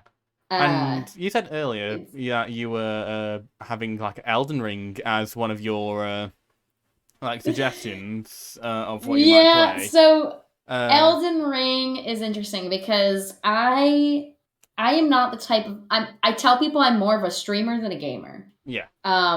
Meaning I'm not super good at games. You're more for the stream value than the game value. Yeah. Like, I'm here to have fun and have the content, right? Yeah. And create the content. Yeah. But it's so part of my fundraising stream, which was incredible. Definitely hold that in a special place in my heart. But for my fundraising stream, everybody donated enough to where they unlocked an Elden Ring stream for me over on Sparty's channel. And I did it. And I didn't think I was going to get much farther than the character customization. And I didn't. I did it, and I played it for hours. I mean, I played Yeah. it, and then I would play it offline, and then I think I hit a point where I was like, I don't want to fight bosses anymore. Like, I'm tired of this. Oh, So I yeah. stopped. I'm not that type of person that, like, Sparty will grind and grind and grind and hit like the same bosses over and over until he gets it. And that's what drives him. Like that, he loves that. For me, if I try 3 times, I'm done. Like, I'm like, this is not fun for me right now. I will leave. I will maybe come back to this, or I will just avoid it altogether. Yeah. And it's funny that I remember... It's only funny it's funny that you say that, because Elden Ring, just like this game that I've got here, the Dark Souls trilogy, I only bought this for 15 quid. So that's very cheap for a trilogy, including the remaster. These are the remasters really as well. Yeah. And it's a very similar thing where, for me, it rewired the way that I thought about approaching the situations, because when it came to a lot of other games, it's like, I'll give it like 3 attempts, like you said, and I may just avoid it after a bit, or like I just don't play it ever again, depending on how I feel. Right. But then I started playing Dark Souls, and I saw it less as I'll give it 3 chances and that's it, and more of this is a learning experience. If I can learn to exploit the weaknesses, and if I can learn this, that, and the other, then I can progress. And if I can complete this, then I can complete anything. And it's like, it's certainly like when it came to video games, and the Soulsborne series, whether it be the Dark Souls trilogy, Elden Ring, Bloodborne, or Demon Souls, no matter which game you choose, it will always come with like funny, like entertaining moments. Maybe not for you when you're getting pounded into the dirt, but And, I mean, Boog just said, I think Sparty made a whole stream about the same boss on stream one time, and I said he did. If it's Elden Ring, I think I know the boss. Yeah, he spent like 8 hours on one boss. Yeah, I mean, so did a lot of people. If it's the one that I'm thinking of, I know exactly which one you mean, and I know why, because that's less of a learning experience and trying to get lucky with the timing. Honestly, in my opinion. It's. Can I talk about which boss it was, or should I not? Go ahead. Okay. Is it Millennia? So it was like the cat dog guards. Oh, there's so 2 of them. It's not Millennia then. No, it's it's the, I don't remember what they were called. They were called dogs, but they look like cats, and they're big statues that slap you. He had 2 of those, and I had to text him and be like, you gotta end stream. Like, everyone was laughing about it, but I could tell he was getting angry, like just like being beat over and over. I was like, you gotta be done. Yeah, and I was like, I think you need to go level up. Yeah, when you stop having fun is when you really should stop streaming, in my opinion. Exactly. Like, don't ever like overwork yourself. If you're like aspiring to be a streamer, or you are a streamer, don't overwork yourself, because you're just going to make it less fun for you. And if you're making it less fun for yourself, you're making it less fun for the people watching. That, and I was just talking to a friend about this the other day. They were like, I just don't have any motivation to stream. I don't think I want to. And I'm like, then don't. Yeah. Like, of course, I want to see you stream. I was like, I want to see you stream, but it doesn't really matter what I think. If it's one of those things you just need to get the ball rolling and you'll enjoy it when you're doing it, that's fine. But if you're not having fun with it, the whole point of streaming, I understand it's some people's full-time job. That's a different story. Yeah, that's a different story. But ultimately, even if it is your full-time job, are you enjoying it? Because I have to imagine, if you have left another job to do streaming full-time, I understand it's a lot of work than just doing it as a hobby. But are you enjoying it? Because if you're not enjoying it, then why are you doing it? You know what I mean? Like, if you do, and I know I'm a big mental health advocate, and I have ADHD, and sometimes I hyper focus on things, and I hyper focus on them until I burn out, and then I don't want to do the thing anymore, right? Yeah. So it's very I can see that happening in a lot of people, that they just want to be the best, do it all the time, produce content, like knock out videos, make a channel, blah, blah, blah, blah. And I've been guilty of that too. But at some point, you're going to stop and you're going to be like, I'm not enjoying this. Yeah. So I've forced myself to take a step back and be like, okay, I'm going to upgrade this. I'm going to play this. Here's my next goal. Whenever I hit the next point, then I'll move forward. And I just like, when I have time, I'll make clips and I'll review VODs. I haven't, now, a lot of people disagree with this. I have not posted videos on TikTok or Hover easily in months. Easily. And while I want to be doing those things, right now, as somebody with these mental health constraints, it is extremely difficult to sit down and carve out content. Yeah. It's just a lot. It's just a lot of work.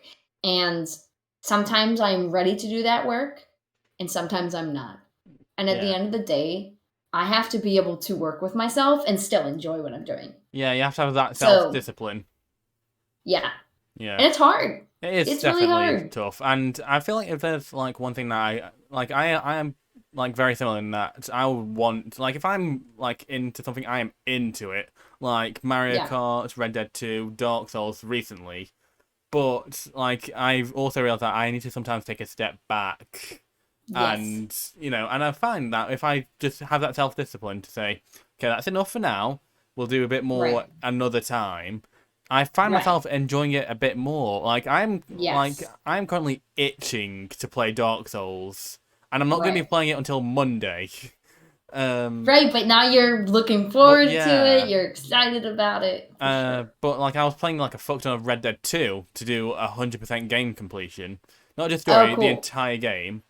And I haven't played that in months because I went all in with it, and I just found it a lot less enjoyable. So as a result, I just didn't play it, and it's like certainly like makes me sad because I really do adore Red Dead 2. It's my favorite game of all time. Yeah. And so for me to not want to play it, it does make me feel a bit down about the fact that I do love this game, but I just can't play it. I've done that. I did that with Skyrim. Yeah, and that's the thing. I haven't played that in a while because of that same reason. I was Skyrim, GTA, and Minecraft, right? It's the three games that just keep going from console to console, and it's like we've had enough of this. Can we have something new, please? Yeah, exactly. And I'm really excited about Starfield. Oh, Starfield looks good. Yeah. So the problem is for me, it's not on Xbox One. It's on Series X, and I don't have a Series X. And I don't think it's on PS4 either. It's on PS5.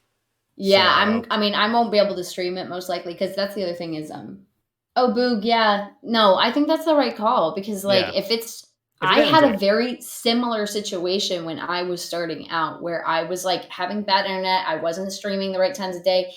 The same thing, I couldn't do voice acting because of the sounds in my apartment. I was living with 3 other people, and when you get distracted by really that bad little whirring, like, and it was all echoey, and I literally had to put off voice acting, and that was really hard. But sometimes you have to wait until your circumstances change or make your circumstances change, and there's nothing wrong with that. There's not a time like it's kind of like that. There's a song I really like, Vienna by Billy Joel, and there's a line in there. It's like Vienna waits for you. There's no timeline. There's no timeline for you to be like beating. Yeah. You do it when you can do it. Yeah. That's it. That's like the similar to the expression of you can't do it any better than your best. And people, you can't really have any expectations better than your best.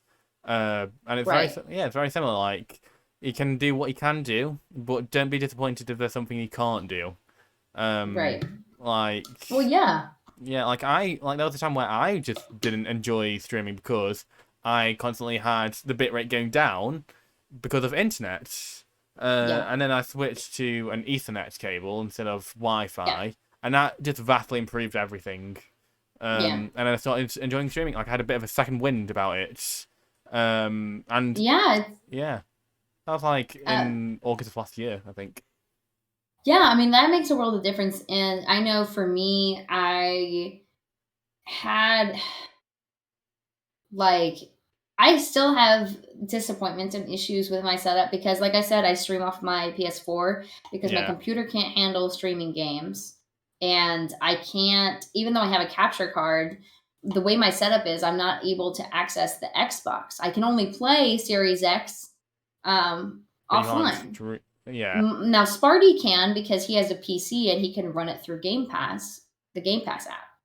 But I can't, and because it just doesn't work. It kept faltering. I did it for a while and then it just stopped working.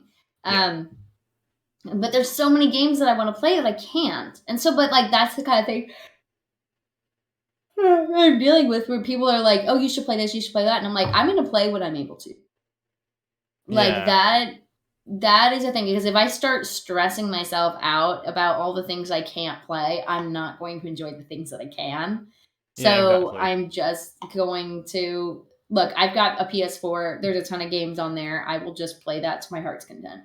And Yeah, then people may like that, people may not. The whole kind of thing was like there's a weird, I don't know if it's a stigma, but there's kind of like a PC's better than console's better yeah. than Like PC, everyone, this console's better than this console. it's like it. It's like, Gaming is gaming at the end of the give day. it a break. Like, Yeah, if you are saying that consoles are better, like PCs are better than consoles, sure, technically it may be easier to run some things on PC, but I know that Sparty has had issues with his PC that I haven't had. yeah, and So also it's like it's not that there's also when you say that to people like me, people like other people you who just don't even feel have the consoles that I inferior. have.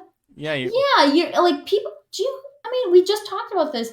PCs are expensive. yeah, They're and consoles are. thousands of dollars. People Yeah, don't have here's the that thing: to consoles spend. consoles are expensive as well, but they last a Right. lot longer, and they're Right. still vastly cheaper than a lot of PCs are.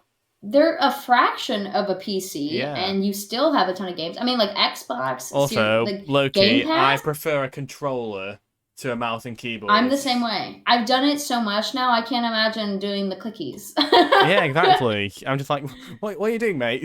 Left 4 Dead Yeah, on I mean, like, Xbox is better, even though you don't get right. And mods. it's like, you know what? At some point, I do want a PC because I want to play certain games, but that doesn't mean I'm not going to stream off PS4.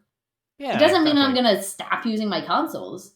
It just means it's going to open up another access point for me for Exactly. gaming. And the only reason why I don't use my Xbox 360 anymore is because all but one game is on the Xbox One now because of backwards compatibility. That one game is Guitar Hero 3 Legends of Rock.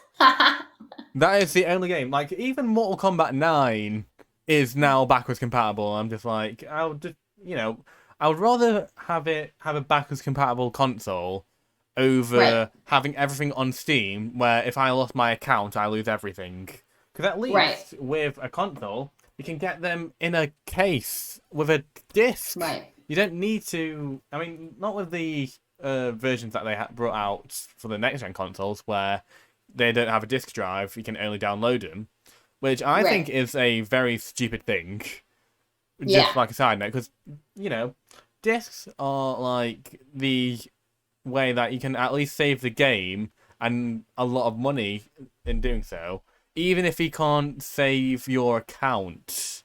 Like, if you lose your yeah, account on Steam, you lose everything. You lose right, your account on Xbox, at least you have your games. right, And, yeah.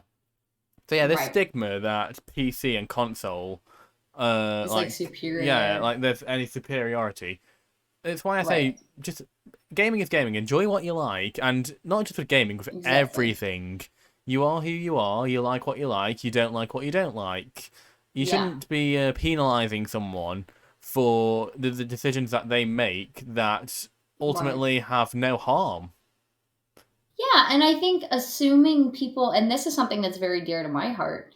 I think at this point people know, because my fundraising stream, I did a fundraising stream for my own family.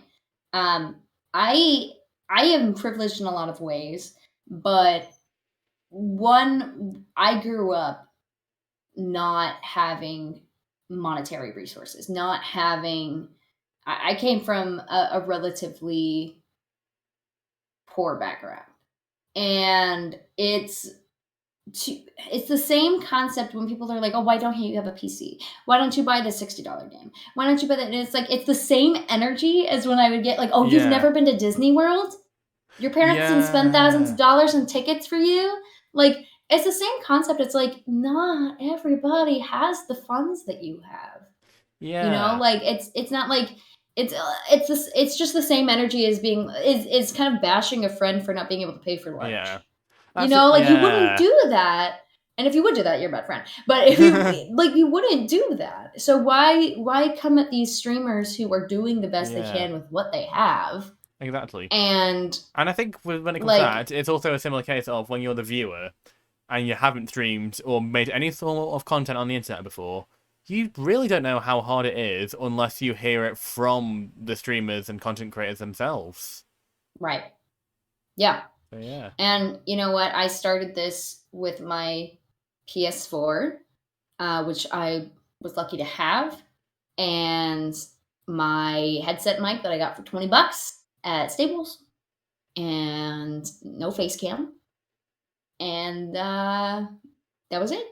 That's what I Yeah. did, And the and rest is that's what I could history. work with. Exactly, Yeah. and like little by little, I started doing stuff on Twitch, and everything that I bought for my section here has come from Twitch funds.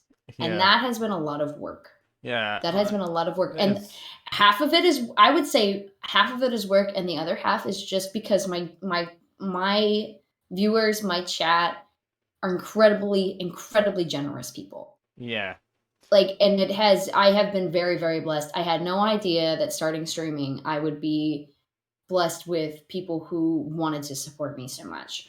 Yeah. And I saw that when I got affiliate, I saw that for my birthday stream, I saw that for my fundraising stream. Like I see it every time I go on that people care and people want to support. If people connect with you.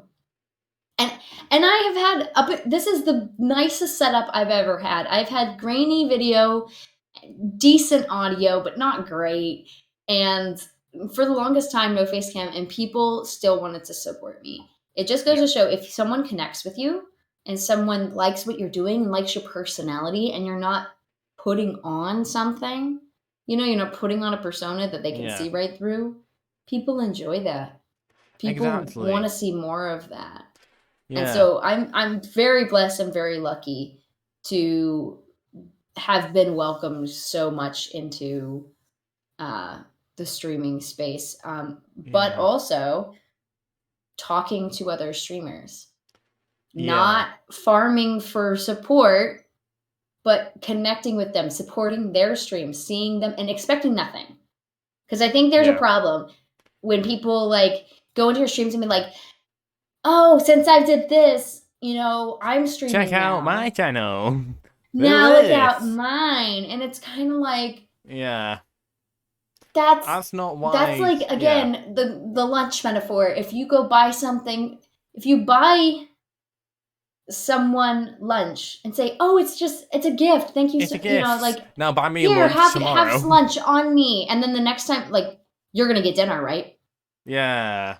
You're gonna And buy that, dinner, right? honestly, I feel like It's that like mentality is very toxic. yeah, Like, it is because you're not wanting to support someone because you enjoy their channel and who they are. You're wanting to support them to get something back. And exactly. there are Mercenary. plenty of streamers out there that I absolutely love and still support to this day that have never seen me stream, that may not even know that I stream. Yeah. And I don't tell them because Yeah. it's not important. It's like I want to support them. I want to support what they're doing. And if they end up connecting with me on Twitter or TikTok or however, or in the streaming space, then that's great. Exactly. But like One of my favorite streamers. She has no idea exist. I'm Who is like fairly this? Who is certain. this? Who? Dipped in Poison. She's fabulous. She's a fabulous, Oh, fabulous now streamer. how do I spell Um, it? so I'll do it for you. Thank you. It's Oh yeah, it's basically the she nice guy mentality, isn't it? exactly, Boo, exactly. Now I've interacted with her some on Twitter and stuff like that, and I've watched her streams. She is an amazing streamer, but she also has hundreds of people in her chat every day. Do I assume that because I buy a sub, retweet her tweet, say in the chat in there that like she's going to notice me or she owes me something? Like that mentality is so, for lack of a better term, Like it's fucked up. It's fucked up. I mean, yeah. you can't. If everybody thought that way, no streamer. You would not have trust in anyone. Yeah, I mean, like it's not have trust, but also like, I mean, if everybody's just farming for views and farming for attention, like, where are the genuine connections? Yeah, and honestly, There I feel aren't like if you're any. going to owe someone, you need to come to that conclusion yourself. They need to not tell you about it. Right, Because, like, there are, like, several stories that I can tell. But the one I'm right. going to talk about is my best friend Lucas, who I've known since I Mm-hmm. was in nursery at 3 years old, and is Mm-hmm. still my best friend to this day. And, like, the debt that I think I owe him is astronomical because of how much he's done for me. And he will constantly say, "You don't owe me shit." Because he's helped me through so much. Exactly. Like, way back, like, after I left college, not United States College, which we call university, but the 2 years before then, like, from 16 to 18 years old, Okay. that time in education, we called that college. And I had a rough time then. He was there for me. But after that, I went on a bit of a gap year. And of course, similarly to you, I didn't really have like the most luxurious upbringing. I had to, make sure that if there were things, I would have to save up the money. I was very stupid with my money back then because I was really depressed and going through a rough time. So I just Yeah. spent. As a Yeah. result, I For sure. just ran out of money. Yeah. And so as a result, like I was just saving, and like he doesn't know that I was spending, and as a result ran out of money. He just knew that I didn't really have a lot of it, and still, he like whenever we would hang out, he would buy me stuff like McDonald's or Starbucks. He would just do those So little things, sweet. and I would be like, or he'd just buy me a drink when we went to the pub. Yeah. And he just did all those things, and it just like I'll never forget how much he did for me. Even if he doesn't think he did much, he did more than Right. everyone else did. And Right. it's not just that. Like recently, like back in 2021, I have this friend who I'm no longer friends with. And I was going through a really tough time with family. I'm not going to say specifically what because it's family, and Yeah. honestly, Yeah. that's all sorted out now. But for that one night that it felt like my world was ending, I told 2 people about it. I couldn't like there were 3 people that I trusted. The one person that I didn't tell was going through their own shit, so I didn't tell them. Right. The first person that I asked was that I told the news to was Lucas. The other one, Mm-hmm. I'm not going to say who it was. Right. But yeah. So let's look at the contrast. I like my family felt like it was falling apart. I thought my world was ending. I thought there wasn't really much point to it. There were 2 reactions. The first reaction was, "I'm going to come on, let's hang out. Even if you don't feel like eating anything, let's just hang out. Let's go get a Mackey's and let's just talk about it. I'll let you Right. vent." The other one was, "I'm sorry, what you're going through," and then no response for the next 2 weeks. Which one do you think was Lucas? And which one do you think was the other friend? Yeah. Option A was, of course, Yeah. Lucas. And honestly, that was when I was like, this other person I thought was really one of my best friends as well. Right. And I thought, like, I don't pick favorites. And so, like, whenever they would make a bad decision, it was not like I felt like it would be as an act of favoritism, which is something that I Right. am fundamentally against. for better or for worse. And so, like, but this was the one decision where it wasn't favoritism. This was me saying, I need my friend, and they let me down. And then we had Lucas, who was being the best friend that a person could ask for. And, like, that's the reason why I say that I owe him a debt that is astronomical. Because that stuff is not monetary. That stuff cannot be bought. That stuff is given out of generosity and out of loyalty, friendship, whatever you want to call it. But he did it not for any personal gain, but just because. But he did it because he cared about you, Yeah. And that's the same. That's a similar thing with streamers. If you're going to raid someone, for example, which we're going to do, by the way, at the end of the stream, we always do. Of course. Same. I don't expect a single person from the community to follow back. They do it out of the kindness of their own hearts. It's nice if they do, but it's not necessary. Like, it's... Exactly. It's just... Yeah. And there are so many streamers out there that are vast. I mean, I'm pretty sure every streamer that I'm friends with is bigger than me. But, you know, they still find the time to come here. And I'm just like, you have a busy life. What are you doing here? Yeah. Yeah, I feel the same way. I have friends,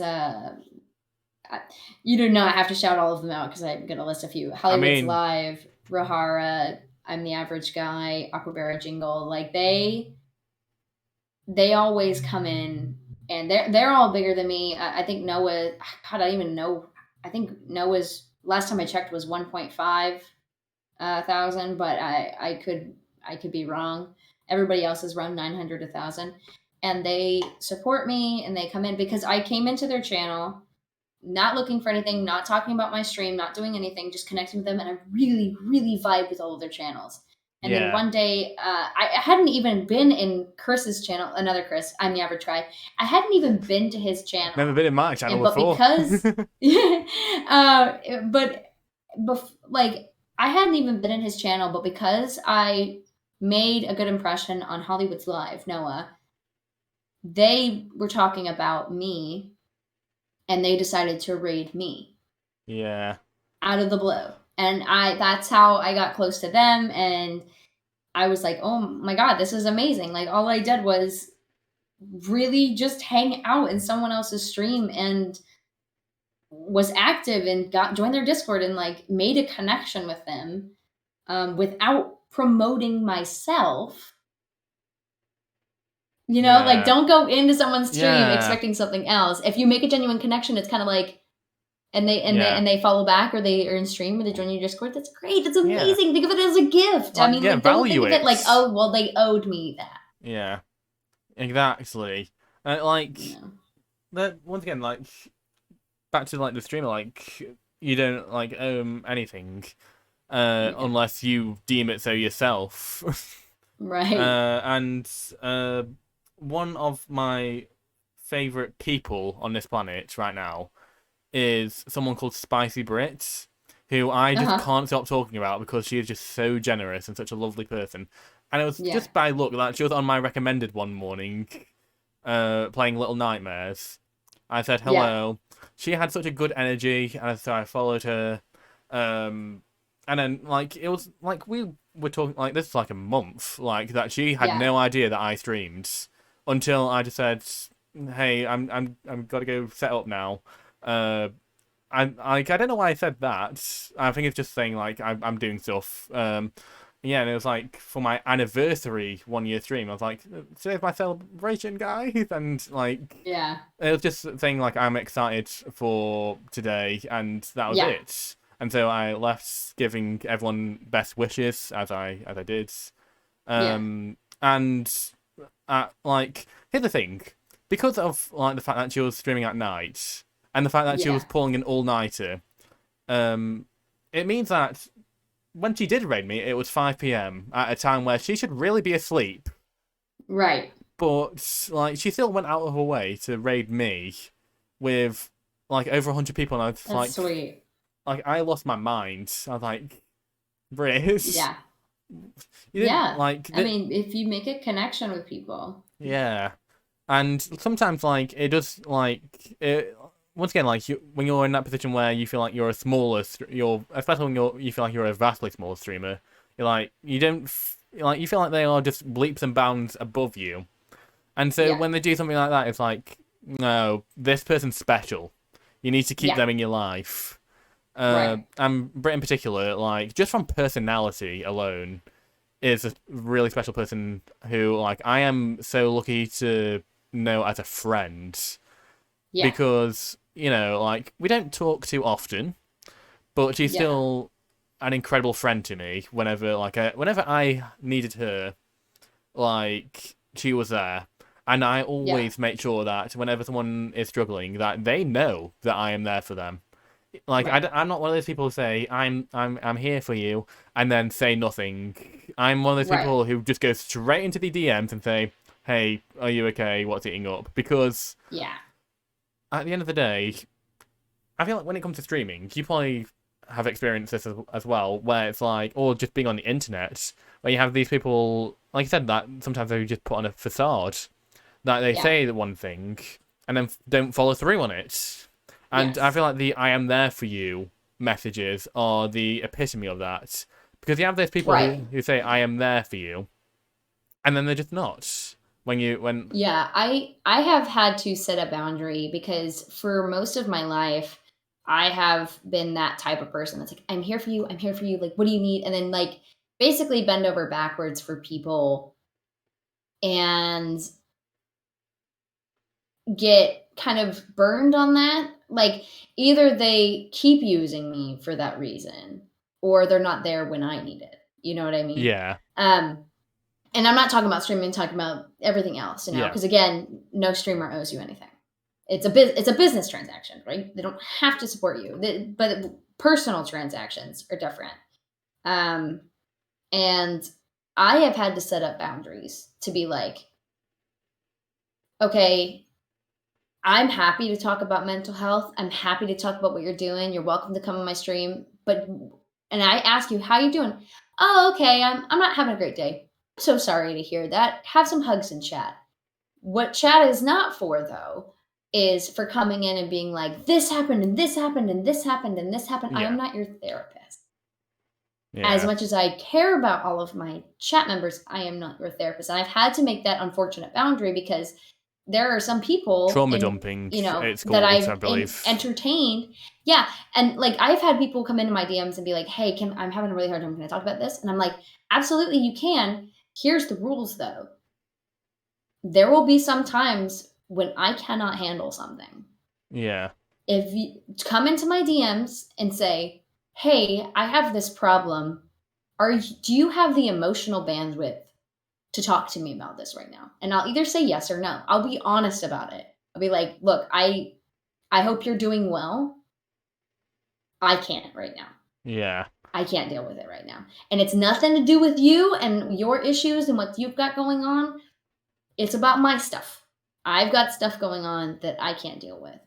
Yeah, exactly. And unfortunately, that I have to make that boundary because otherwise people are like, yeah, how are you doing? Anyway, I'm having the worst time. And I'm like, as bad as this sounds, I didn't ask. Like, it's not that I don't care. But if I have the bandwidth to be like, how are you doing? I mean it. If I don't, I'm going to be like straight up with you. I can't. Exactly. I can't, and I'm really sorry about that. But when I can, when I've recharged, I'll be happy to talk to you about this. Yeah. But I can't always be there. And you know, like, people have to understand the difference. And like, I've learned that I myself have been bad about it, like trauma dumping. Yeah. And I've had to rein myself in. Yeah. And sometimes there are very specific moments and spaces that I hold or that other people hold that are for that. But I encourage people to set those boundaries because sometimes people don't even know they're doing it. I know for a long time I didn't realize I was doing it. Yeah. Until friends had to set boundaries with me and be like, hey, can we like talk about this later? And I'm like, yeah, exactly. Yeah. There's no issue. If someone comes to you with if someone if you have an issue that you're dealing with and you go to someone and they wave you off, that's one thing. But if you come to them and they're like, I'm so sorry you're dealing with that, but I have too much in my head and my heart to like deal with this right now. Like it's Yeah. not you, it's me. I've got, you need to respect that. Yeah, And I like, see this a lot. I see this a lot, especially in female streamer channels, because female streamers tend to be seen as therapists.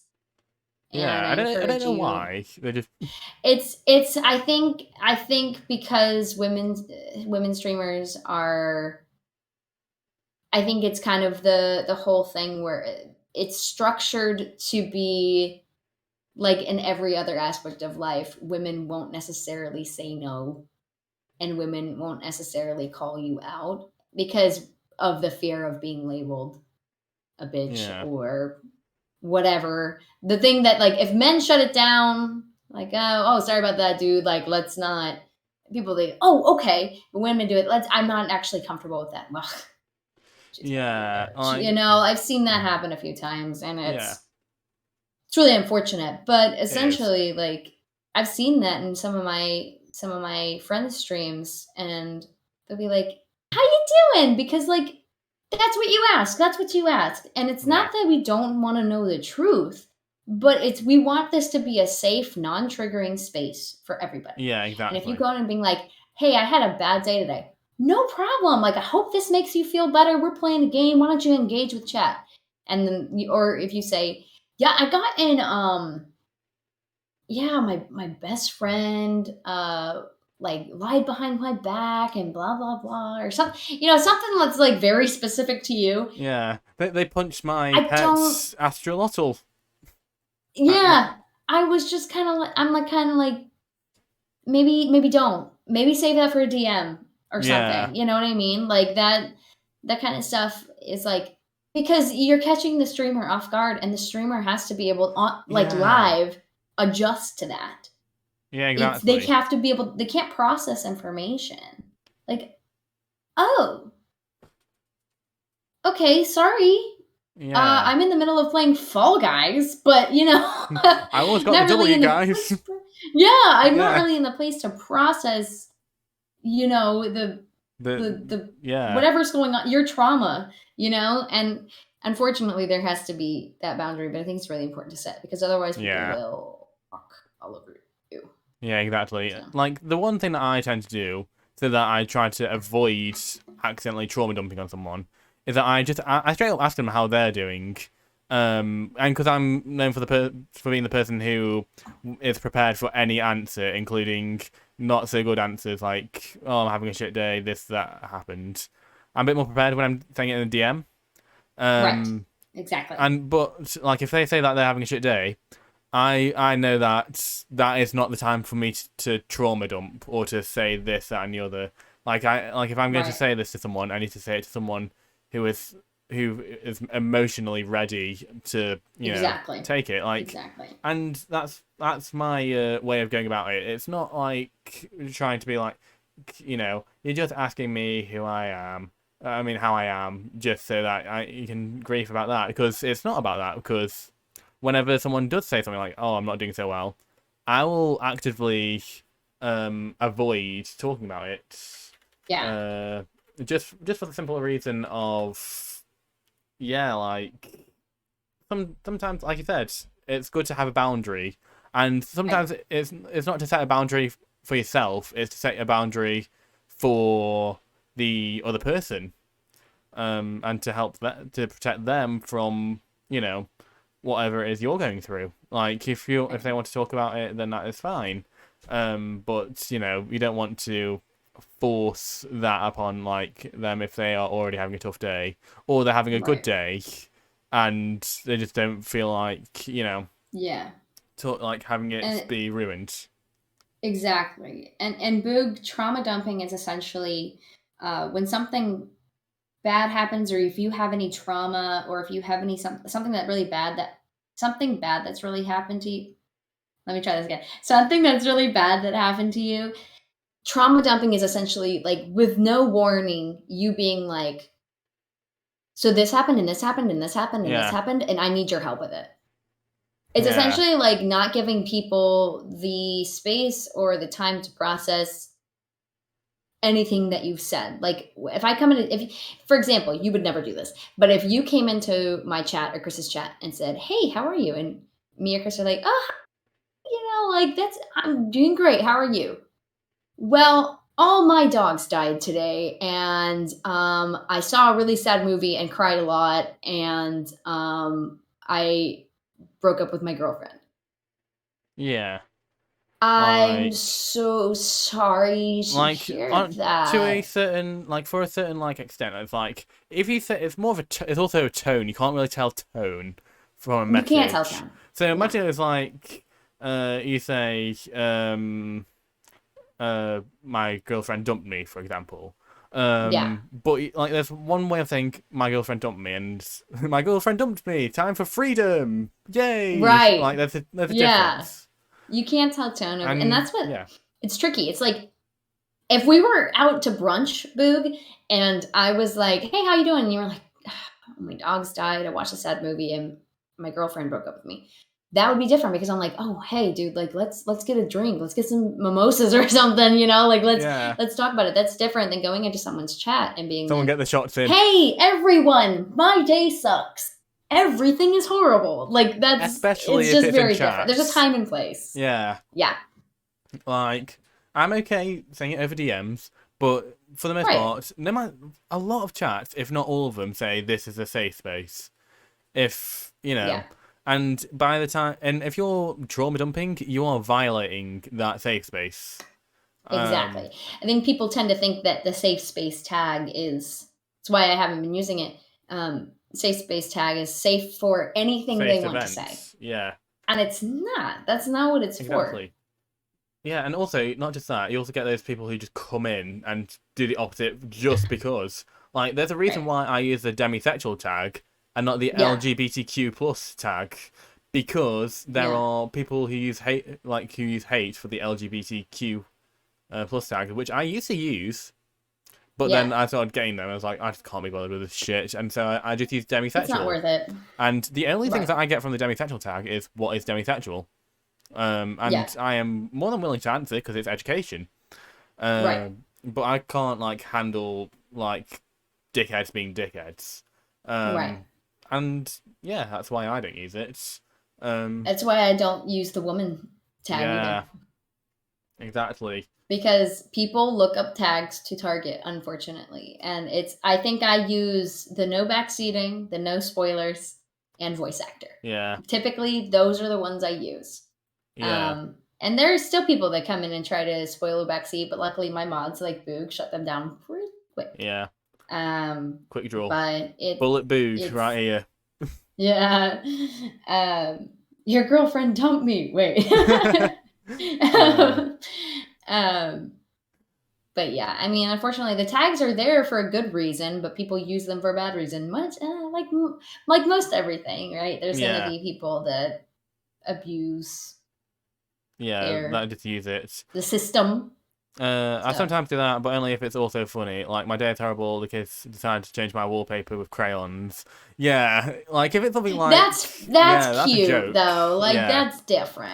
like oh, Um, I had a terrible day. They didn't put cheese on my chips, and Yeah, like if but it's also too like if I know you and I've connected with you, like if Boog came into my stream and said, "Yeah, I've had a bad day, so I'm really looking forward to stream today." That's fine. Like I do want to know if you're okay, but yeah, what I don't want to happen is like if I know you and I've connected with you and you're my friend, then yeah, come talk to me in my DMs about it. Don't come into my public space and be like, yeah, all of these things happened exactly. and I can't deal with it because And I can't deal with it yeah, either. as a streamer, there is nothing worse than a bad viewer. And you know, like one example that Yeah. I said when I was actually out with the lads the other day Hmm. is that I had someone come in when I was playing Mario Kart spamming song lyrics, and I was like, "Please, can you stop doing that? It's getting a little bit annoying." And they're just constantly questioning it, and I was like, it's not really, the rules It's not are funny. yeah. I thought I was like, and then they like copied and pasted the rules where it says no spam. It doesn't say anything about spamming. Like, and I'm just But if like, the streamer you to stop, you I said, yeah, stop. exactly. So that's why when you look at below my stream, you'll see when a streamer tells you to stop, fucking stop in the rules. Right. Because I had that one encounter, and I was just like, and then they were like, well, no one else is chatting, and stuff like that, and then they were like, I am your guest, and I was like, well, fucking act like one, mate. Yeah, you don't go into someone's house and start throwing vases around and Yeah, be you don't. like, "Well, I'm a guest." Yeah, Like you don't pour your own like glass of vodka from their collection, do you? right? Yeah, you don't make a. Yeah, that's crazy. Like, You can totally come no. into a public space and say, "Hi, I've had a bad day. Let's try to turn that around." I love that. I Yeah. love that because we're human. It's We all have optimistic. bad days. Yeah, it's But if optimistic. like you come in and you're like, if the other thing too is, and this is coming from somebody who has like struggled with depression, anxiety, and OCD, it's very easy to have a lot of bad days in a row, for Yeah. sure. But if every time you come into stream, you talk about how horrible everything is or and how bad your life is, no matter who you are or whose chat you're in, it's gonna get draining. Exactly. It's gonna get draining. And it's like, it may feel like that. But coming in and being like, well, my day is off and this isn't going to make you feel any better, but I'm going to make all of you feel worse about it. Yeah, exactly. That's it's like, I'm dragging you down with me. And so, right. It's like, instead of trying to allow us to pull you up, you are just looking for more ways to feel the way that, and like, I don't want to say that dismissively because, again, I myself struggle with those things. And it's very easy.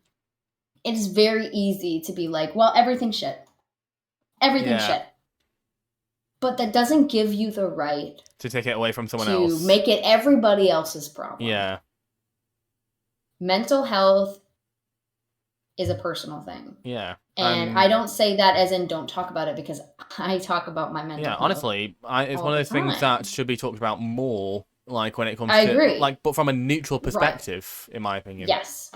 Yes, because your mental health is not someone else's problem. And this sounds bad, but it's not someone else's problem. Like, it's not someone else's problem. Honestly, they should. It should be like that. Like, it's their problem, and more like, they offer a solution instead. Yes. Like that should be more the perspective instead of, I'm just going to vent to you about this without thinking about any conclusion or solutions to it first. Like, unless you're struggling to find a solution and you need their perspective from it, then it's just not going to work. It's not going to work. And don't get me wrong, like, we've all been to that point where we're so low that we lack the consideration. But that's just the flaw. That's what happens when you're human. You make mistakes. Yeah, there's all times we become self-absorbed or self-victimized, and I know I have fallen prey to that. Like, so me and Sparty is a ball of positivity. He is just always peppy, always happy, and I am not always. And I know sometimes I can just be like, oh, my day sucked. Everything sucks. Why is everything so hard? And then cry. And that is fine, but sometimes it goes on longer than a day. Sometimes it becomes 2 days, 3 days, a week. And at that point, I have to stop and realize how that's affecting him. We're living together. He's my boyfriend. How is that affecting him? Yeah, because especially when you're in a relationship like that as well. Yeah. Like, it's more than just like they're the friends that you see every so often. You're outright living with them, and they are someone that you love. And so like you have to pay more mind to it in that case. Right. And like, your friends should support you. and you're definitely your romantic partner should support you and build you up and work with you. But if you don't, If you don't if want, if you're not nothing gonna they say try is and going to make you feel better, then I don't know. Like it's, and maybe this is a bad thing to say, but I've been in this situation where I know nothing anybody says is going to make me feel better, but I'm not going to make them feel bad about it not making me feel better. yeah, They are and trying their best. yeah, you can always People just are only say, trying their yeah, you best. can, and yeah, exactly, and you can always just say, I don't think things are going to make me feel better right now. Just be honest with it. Yeah, sometimes you have to be by yourself for a bit. Sometimes, no Exactly. contact. Like when my granddad died back in 2018, I legit said, "Hey, I just can't, be talking to you guys as much, talking to my friends Right. because I was grieving." And Right. like after the funeral, I started talking to them again because Right. I went through that stage of grief, and it's that case. Everyone will have that bad day. There is no such thing as a flawless life where no one like there's one day where every day is just perfect. There will always be that one day, even if it's one day like every 10 years. It'll be there, and you'll remember it, Yeah. and that will knock you really Yeah. badly. And it's not a case of, you know wallowing in it and trying to make everyone else wallow in it. It's a case of, when it is personal, you need to deal with it personally sometimes. Or Yeah. when it is personal, you need to take the personal aspect out of it and look at it objectively instead. Yeah. There are different solutions to different problems, and sometimes Right. different solutions to the same problem. Right. And like I have the mental health tag in my streams. A streamer would always like to know the mental state of the viewer, not necessarily the underlying reason for said mental states. I am a ball of positivity as well, and if my viewers are having a bad day, I would love to cheer them up. I most likely can't help their situation, but I can maybe influence the mental state a little bit. Exactly. If you Exactly. can't Exactly. if you can't get them to rise up and get them back to the surface, the least you can do is make them look up a little bit more, and maybe Yeah. they'll do that themselves. Maybe they'll start to climb themselves. Right. But yeah, we have the mental health tags, and it's not there to be like, hey, we like ourselves have issues with mental health. That may be the case, but it's also to know. It's also a case of saying, you know, we're not perfect. Like Yeah. streamers are one of those selection of people in the world where they will be put on a pedestal, and Yeah. I feel like what the mental health tag does is help get rid of that pedestal and say to everyone, we are no better than you just because we make streams. Yeah. We are human just like you. We will have our struggles just like you. Yeah. And for me personally, I stream, and if I can tell people my struggles and see how I'm overcoming them, it will encourage them to do the same thing. That was Yeah. one of the reasons why I started streaming in the first place. The other one being, give good people the recognition they deserve, because it's the good people that make that mental health part, like the Right. part where you're trying to, it makes it easier to try and overcome obstacles when you're surrounded by lovely people. And Right. if I today can get just one person to go to your stream, say I'm following I came from Chris's podcast, say, then I feel like I have done my job in giving a good person recognition. Yeah. And yeah, Well, thank you. I appreciate that. But yeah, no, I totally agree. I mean, it's kind of like it also gives people a heads up to the mental health tag. Um, that hi beep. It gives people the opportunity to be like, hey, it's almost like a warning too. It's kind of like, hey, this is a space where mental health is just a mental health discussion may come up. If you are not comfortable with that, then this is your kind of flag, right? Like, yeah, hey, just be aware of this. So I think, I mean, again, like we talked about before, people can use that. People can abuse that to be like, oh, this you have a mental health tag. That means I can tell you all my problems. It's like, yeah, no, it's no, just a place where we may discuss things. Like yeah, you and I talking about our own mental health things. Like I mentioned before that I have a nice little I went through something last year which my doctor called what did he call it? A diagnosis milkshake or something, where I was diagnosed with ADHD and OCD. I have anxiety and panic disorder. Yeah. And I struggle with bouts of depression as well. And so all of these things that I'm saying have come from experience. Yeah. And I'm pretty open about my own personal struggles with mental health on social media, like with Twitter. I talk about it. And in my streams, I try not to talk too much about it in my streams because I don't want to be trauma dumping on my viewers that are coming in for a good time. Exactly. You know, they're coming in that fun. I'm not going to use my horror stream days to be like, you know, guys, no, here's all of my issues. No, I'll cancel stream. If I'm really having that bad of a day, I will say in there like, hey, my OCD is giving me a run for my money. I've got to cancel stream. I'll be honest about it. I'll say, hey, I'm dealing with something. Now, and then sometimes people will come into my DMs and be like, hey, are you okay? And I'm like, hey, I really appreciate that. Thank you for checking in. I'm totally fine.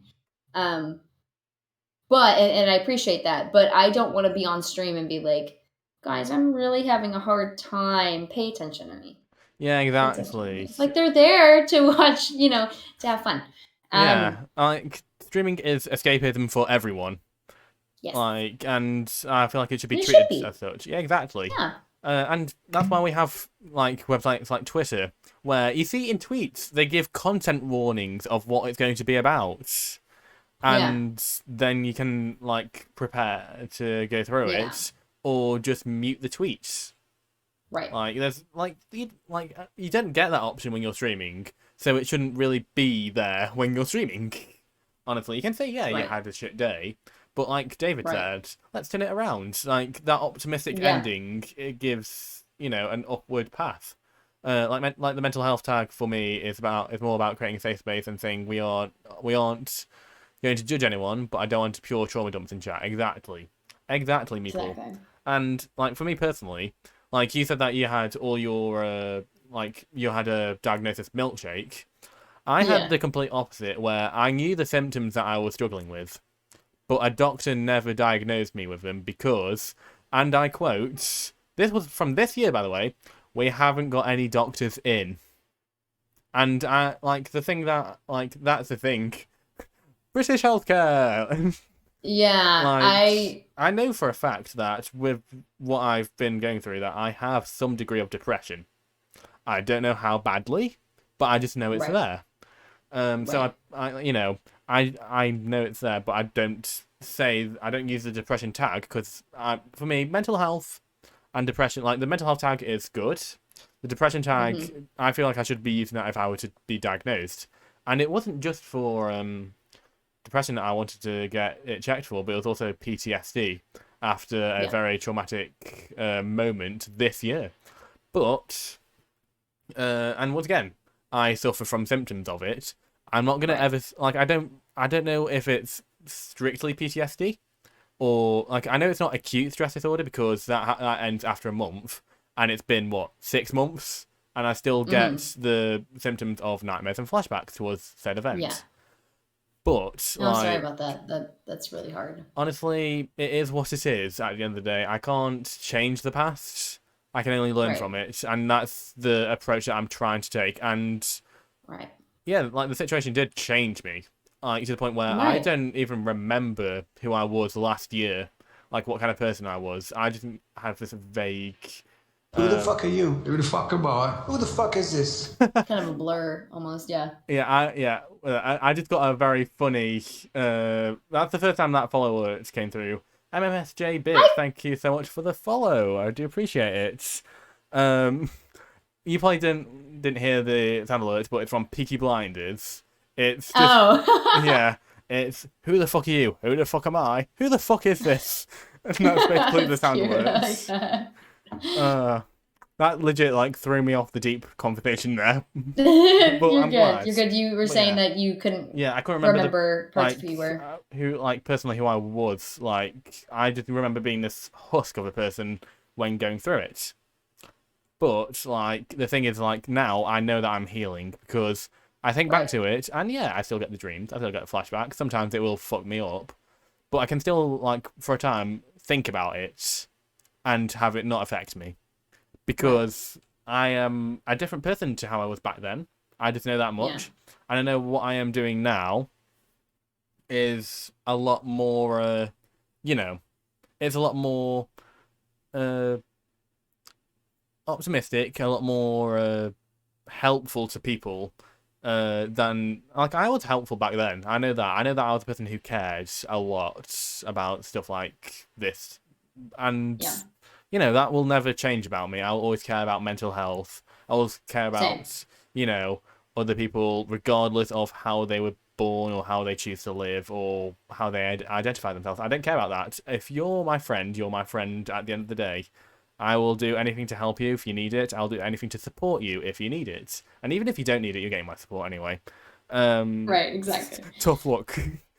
But now it's more like I'm doing it feeling because I feel like last time, like the reason like why I'm different, I think, is because I was a lot more dependent on people back 1 year ago, and now I feel like I'm a bit more able to stand on my own 2 feet and do things.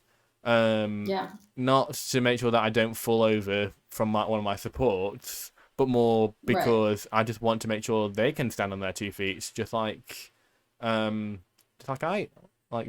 trying to, and Right. That's great. yeah, thank you. Yeah. Like it is certainly a wonderful thing. Different stream, same day. Yeah, we managed to get Rellie in. We got fame here. 10 hour voice actor of the year 2022. Yeah, when you were talking about the diagnosis thing, Yeah. I actually had I've seen multiple therapists over the years, and I'm an advocate for therapy. I think it's great. But I will say I went to someone to get tested for ADHD. Got tested, and um, close members of my family have severe ADHD, so I knew it was highly likely. And I was dealing with very strong executive dysfunction, and I have for years. Um, and so I knew that it was very likely. So I just essentially wanted to get a diagnosis, right? It was kind of like, Yeah. I know, but I need it confirmed medically. Yeah. And I went to this psychiatrist who I won't get into all the details of why she wasn't a good psychiatrist, but she wasn't a good psychiatrist. I didn't realize that until much later. She tested me and I went through all the things. And after she was reviewing the whole report, the results, Yeah. she said, "Well, you're on the cusp, so you could have a diagnosis and you could not." And I'm like, Well, thanks for the fucking confirmation. all of that testing, and you are saying you still can't tell me if I have it or not? Yeah, and here's the Both. thing that makes it It even more. can't be both. Yeah, like the thing that makes it most bullshit is that with American healthcare, you outright have to pay for it. With British healthcare, at least it's fucking free. Yeah. Yeah. Yeah, and that was the other thing is like, I'm paying you for this? Yeah. I'm paying you for this? This is crazy. You Yeah. didn't help me at all. Like it. But that's why I'm like, you know what? I have it. I know I have it. I knew I had it. And then that diagnosis was a half diagnosis. I'm taking that. Like that is something I'm like, okay, if I start treating it like this, then I can look up ways to address it. I can figure it out on my own. Just give me the diagnosis. Give me the medical terminology so I know how to navigate it. Then I can handle it myself. I actually diagnosed, I struggled with OCD my entire life, had no idea what it was. Just thought I was screwy. And TikTok, I diagnosed myself through TikTok, which has happened to a lot of people apparently. I saw somebody just like, I don't know if you're familiar with TikTok videos, but sometimes people will be like, oh, put a finger down for this, put a finger down for this, put a finger down for those, like, and then you are this, you have this, whatever. Yeah. It's just usually just like a fun thing, right? Someone was doing that, and I put all my fingers down, and they were like, you have OCD. And I go, wait a second. So I actually went and I saw an OCD therapist who confirmed that I have it and walked me through all the therapy for it. And I am dealing with my OCD for the first real time over the past year than I have over the last 20 plus years of having OCD. Yeah. And I know, knowing what I know now, there were instances of OCD as early as me being like 4 or 5. Yeah. So it's like, that's another one I talk about occasionally, is because OCD it's not just, oh, I need everything perfect on my desk. Because sometimes it is that. But I think people like to say, oh, my OCD kicked in. OCD is different because like the it's saying like, generalized. oh, it's not just like, oh, it's bugging me. It's bugging me. It's, if I don't do this, something bad's really going to happen to me or my family.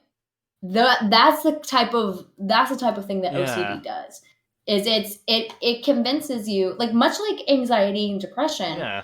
It convinces you that something bad is going to happen. Yeah, it'll be world ending if you don't do something. Yeah, exactly. And it's that is much harder to live with than, my computer isn't straight, my frame isn't straight. Like, that's not. It's not what it is. Yeah, like it's less of, oh no, I need to, that one nail in the painting is a bit more shallow than the other nail in the painting. It's more of, if I don't do that now, that pin will fall and someone will step on it. Like, that's, I'm guessing it's more along the lines of that than the former. Like, it's like that. It just generally sounds like something that's, I said, like, generalizing terms like that. Yeah. Really do it a disservice.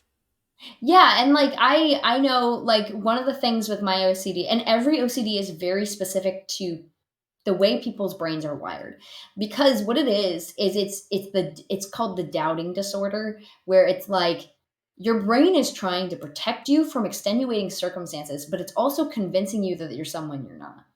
Yeah. And that can be very dangerous. That can be very bad. Exactly. And dangerous meaning dangerous to yourself. Like, you start believing things about yourself that aren't true. And I know for me specifically, one of the, I guess, funnier things about it is I'll go to the cupboard, and this is very typical of people with OCD. You can go to the cupboard and be like, you'll reach for a glass, and that glass doesn't feel right, so you have to go to a different glass, or that doesn't feel right. And it's about, like, your brain is like, you've got to pick the right one. Yeah. And that is, I've gotten that under control, but sometimes you don't even know you're doing it. Yeah. Sometimes you'll walk into a room on one foot, and then you'll be like, I need to walk in on the other foot. And, like, you have to you have to stop and be like, this is OCD. This isn't real. So let's just continue on our day without over fixating on every single thing that we're doing. But I think it's funny when people are like, oh yeah, my OCD kicked in. I will respond to them and be like, oh, you have OCD too? Yeah. And they'll be like, get uncomfortable. It's like, it's not a big deal. Everybody says it. Like, it's not a big deal. I don't get offended by it, but it's kind of like, but it's like, please don't. Oh, so you do have it? Yeah. And they're like, no. And I'm like, oh, that's so weird, because you said you were weird. Yeah. I mean, it gets them to stop saying it, I guess. Yeah. Like, I mean, that's how you do it. You just do it in such an upward way that they are shamed, but also not made uncomfortable to the point of embarrassment. Right. It's like, not everything's that serious. People say things that they don't mean to without thinking about it. And, like, while sometimes that's totally not okay and you need to be shamed for it, other times it's, a slip up. Yeah, it's a slip. Like, it isn't the end of the world. Yeah, like, when you do slip up, like, it's more of a, like, you will automatically correct yourself before someone else does, for the most part. Right. Unless it's like you do it so much that they correct you, like, did I really say that? And it's, Yeah. they know that what they said was Yeah. incorrect. He gets offensive about it. Yeah, yeah. Yeah. But yeah, going back to when you I'm said a doctor. Sorry. Go no, ahead. no, go ahead. You can read that.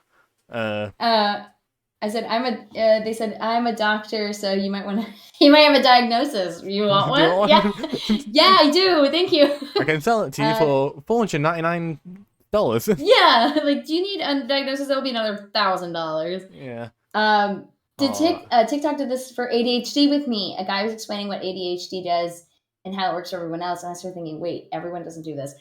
Yeah. I have so part of my, I don't know if it's part of my ADHD or something else, but I have some sort of mood disorder. I don't know if it's part of the ADHD. I don't know if it's bipolar 2. I don't know if it's um uh BPD.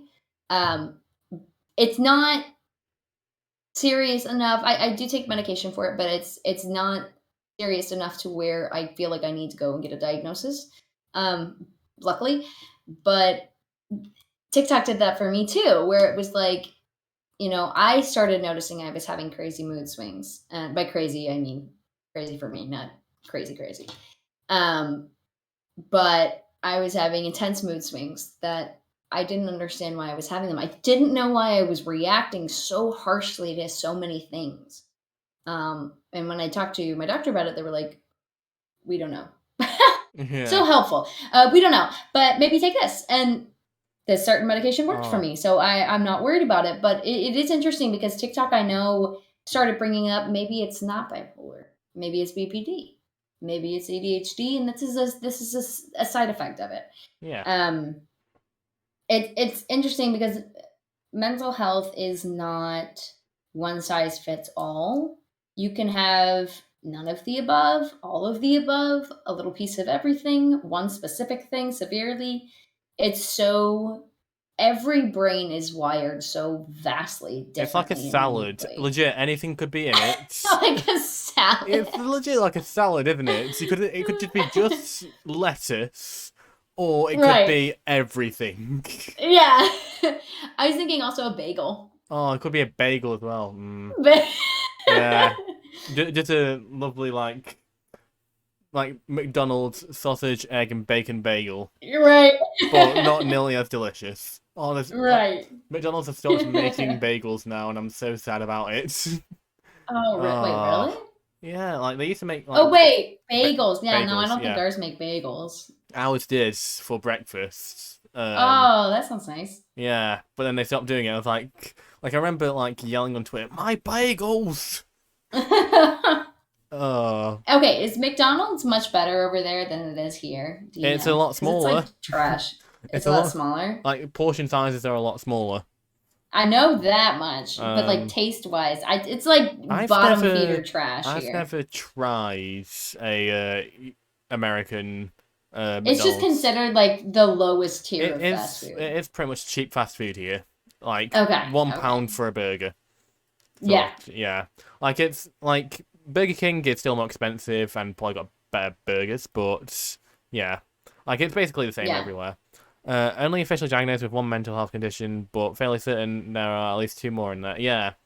They like to keep friends around. Exactly. McDonald's is good trash, though.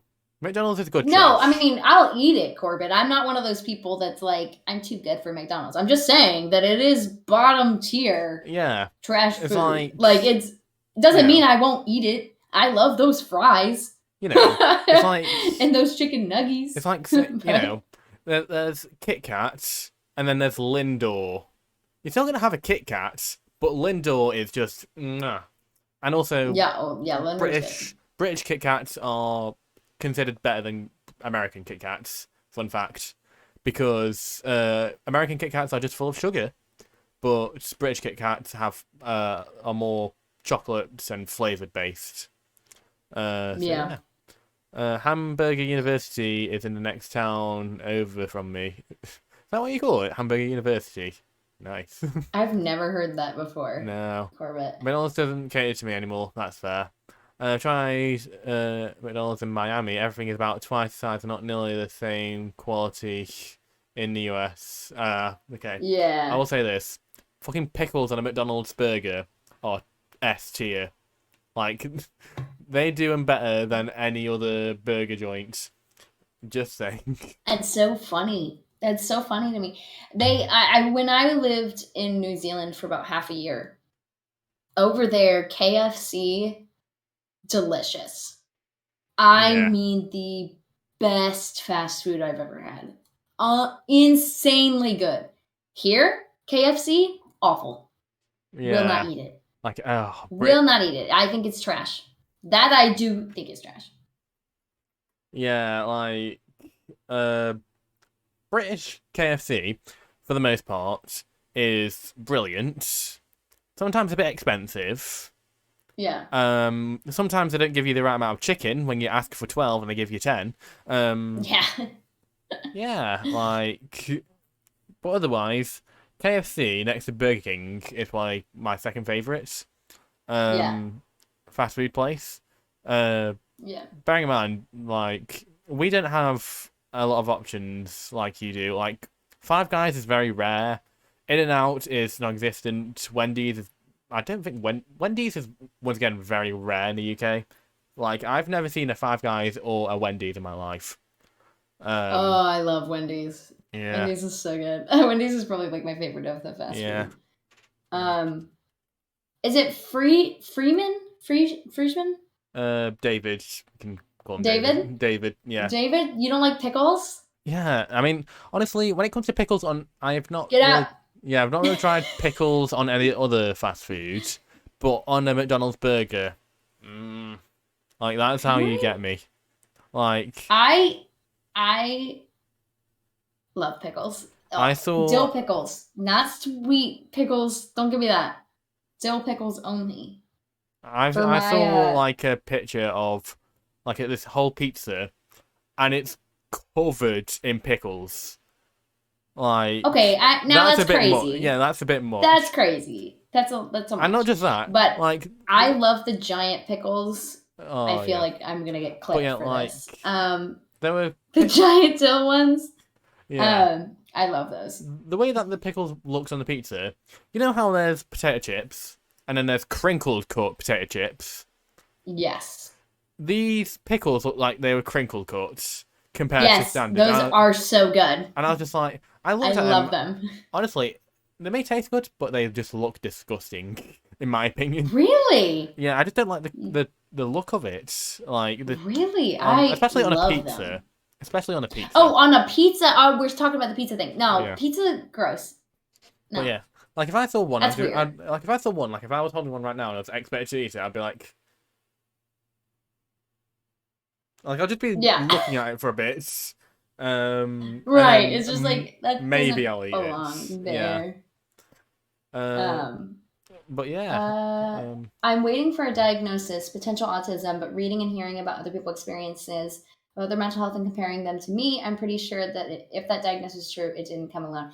Absolutely. Yeah. There is absolutely nothing wrong with getting a diagnosis. Yeah, it's like if anything, it's helpful. It's like David said earlier. That's a thing with that's the problem with disorders. They like to keep friends around. Like, yeah, it's equivalent of like waiting for a bus and two arriving at the same time. Right. Right. Yeah, like you expect the depression bus to come, but then here comes the ADHD bus as well, right behind it. Yeah. Like, they like to travel, and because the other thing too is living so long without a diagnosis or living in a situation where you feel ashamed of it, those types of things can develop into depression, anxiety, because then you're worried about how your quality of life is. Yeah. Like, and Corbett, did you just clip the thing about the pickles? Uh-oh. Did you just... Were you sent a clip? Oh my... I think he sent a clip. Anyway, I'm so sorry. Continue.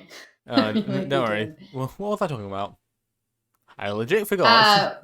How they come in pairs and how things develop into... They hunt in packs. Like, that's probably the best way to put it. They hunt in packs. Like, yes, because they really do. At the end of the day, Yeah, like they are dangerous. Like alone, they are very formidable. In a pack, Yeah. they are dangerous. Like Yeah. they will fucking like fuck you up if you don't Yeah. keep them in check. Mm. Um, Well, and you have to think about it too. Like, and this sounds like it's come. It sounds like it's coming from a very overtly positive way of looking at things, but this is how I deal with it, and I realize that not everybody will deal with it that way. But your brain is trying to help you. yeah, Bottom line, your brain wants you to because it survive. has survival instincts. Like Right. every Evolutionarily, it yeah, wants you. It wants to help you. But certain factors, what we eat, how we grow up, trauma, the way that we're born. I mean, so many things can affect the wiring in our brain. And one of the things that I learned last year, I did neurofeedback, uh, yeah, bioneurofeedback. And essentially, it's I got little, um, what are they called? Little nodes all yeah, over my head, and my brain waves were sent to a computer that was being watched, and we would talk about things, and basically what they would do while I was talking is send just like this tiniest little signal to prompt a rewiring in my brain. And yeah, basically when things happen, and the thing I learned about it was when things happen, trauma, a bad day, the way you handle things, medication, anything that can affect your brain waves, how you deal with it, what it basically becomes a road that you take in your brain. Those neurons find a path, and they find the path of least resistance, which means if you continue to react in the same way, or you continue to deal with things in a similar fashion, you're going to feel stuck in that routine. yeah, And it's not going to get any better because your brain has literally found a route. It's found a path yeah, that's easy. So the hard part, though, is rewiring your brain physically, yeah, whether that be through neurofeedback, forcing yourself out of bed. I do this, I have to do this all the time. Forcing yourself out of bed to do something. Every little step, therapy, every little step you take to do something different encourages your brain to find a different path. It's not easy by any means. I have this little quote up here from BoJack Horseman that says, um, every day it gets a little easier, but you got to do it every day. That's the hard part. yeah, And I have that up here because it's like, it's just a reminder, like, it will get easier, but I have to do the work. yeah, And that's not an easy thing. There are days where I just want to be in bed and not do anything. I mean, with my executive dysfunction being as bad as it is, I know I have a hard time doing the simplest of things, grocery shopping, laundry, picking up after myself, taking a shower. Things are hard. Things yeah, are really, really hard. yeah. If I do any of that, though, if I allow myself to just sit, oh, what happened to my camera? Um, Like enough. um, the camera's like, stop talking. Um, there's my finger. There you Okay, go. that's better. Um, but if I make myself get up and just do one thing, that sends a signal to my brain. Hey, she did something. She did something Yeah. different. We have to react. Um, And I feel like so when it comes to that, especially like that's how you know like how things like I feel like that's a good way to understand emotions as well. yeah, Like when I started streaming, I took a risk because it was something that I've never done before. right, But as time went on, it started becoming a bit more routine. And so to keep things interesting, you have to switch up the routine so that it's different enough so that you still love to do it and keep finding new things to add. But right, the moment you stop is the moment you lose. right. And like you said, like your brain gets wise to this routine, and like it'll notice when you do something different. And so Yeah, that's how you remember it. It's like I remember, I still vaguely remember my first stream. when I started. Like, there was no one there. It was just me playing some Call of Duty Zombies. As was my standard, I should say, for a long time. And then, like, I started getting to a bit of a routine. I was like, I want to do other things, so I did Red Dead 2. I then, like, did Dark Souls a lot later on. And then I started, like, saying, you know what, let's try and do some other stuff. So, like, now I have on my important dates list a list of every day that is important to me, including, like, big stream days, like my anniversary streams, my affiliate streams, or what day I hit this amount of followers, or what day, like, I changed the logo, for example. And all that just changes things up. And I've got the first ever Want to Stream podcast as one of those days, because those are something to celebrate. And if I'm celebrating them, I'm doing something different than I would any other day that I stream. So it makes, so yeah, with these little days, I have these big days that are made even more important. And as a result, I'm going to be in a more positive mood to do them.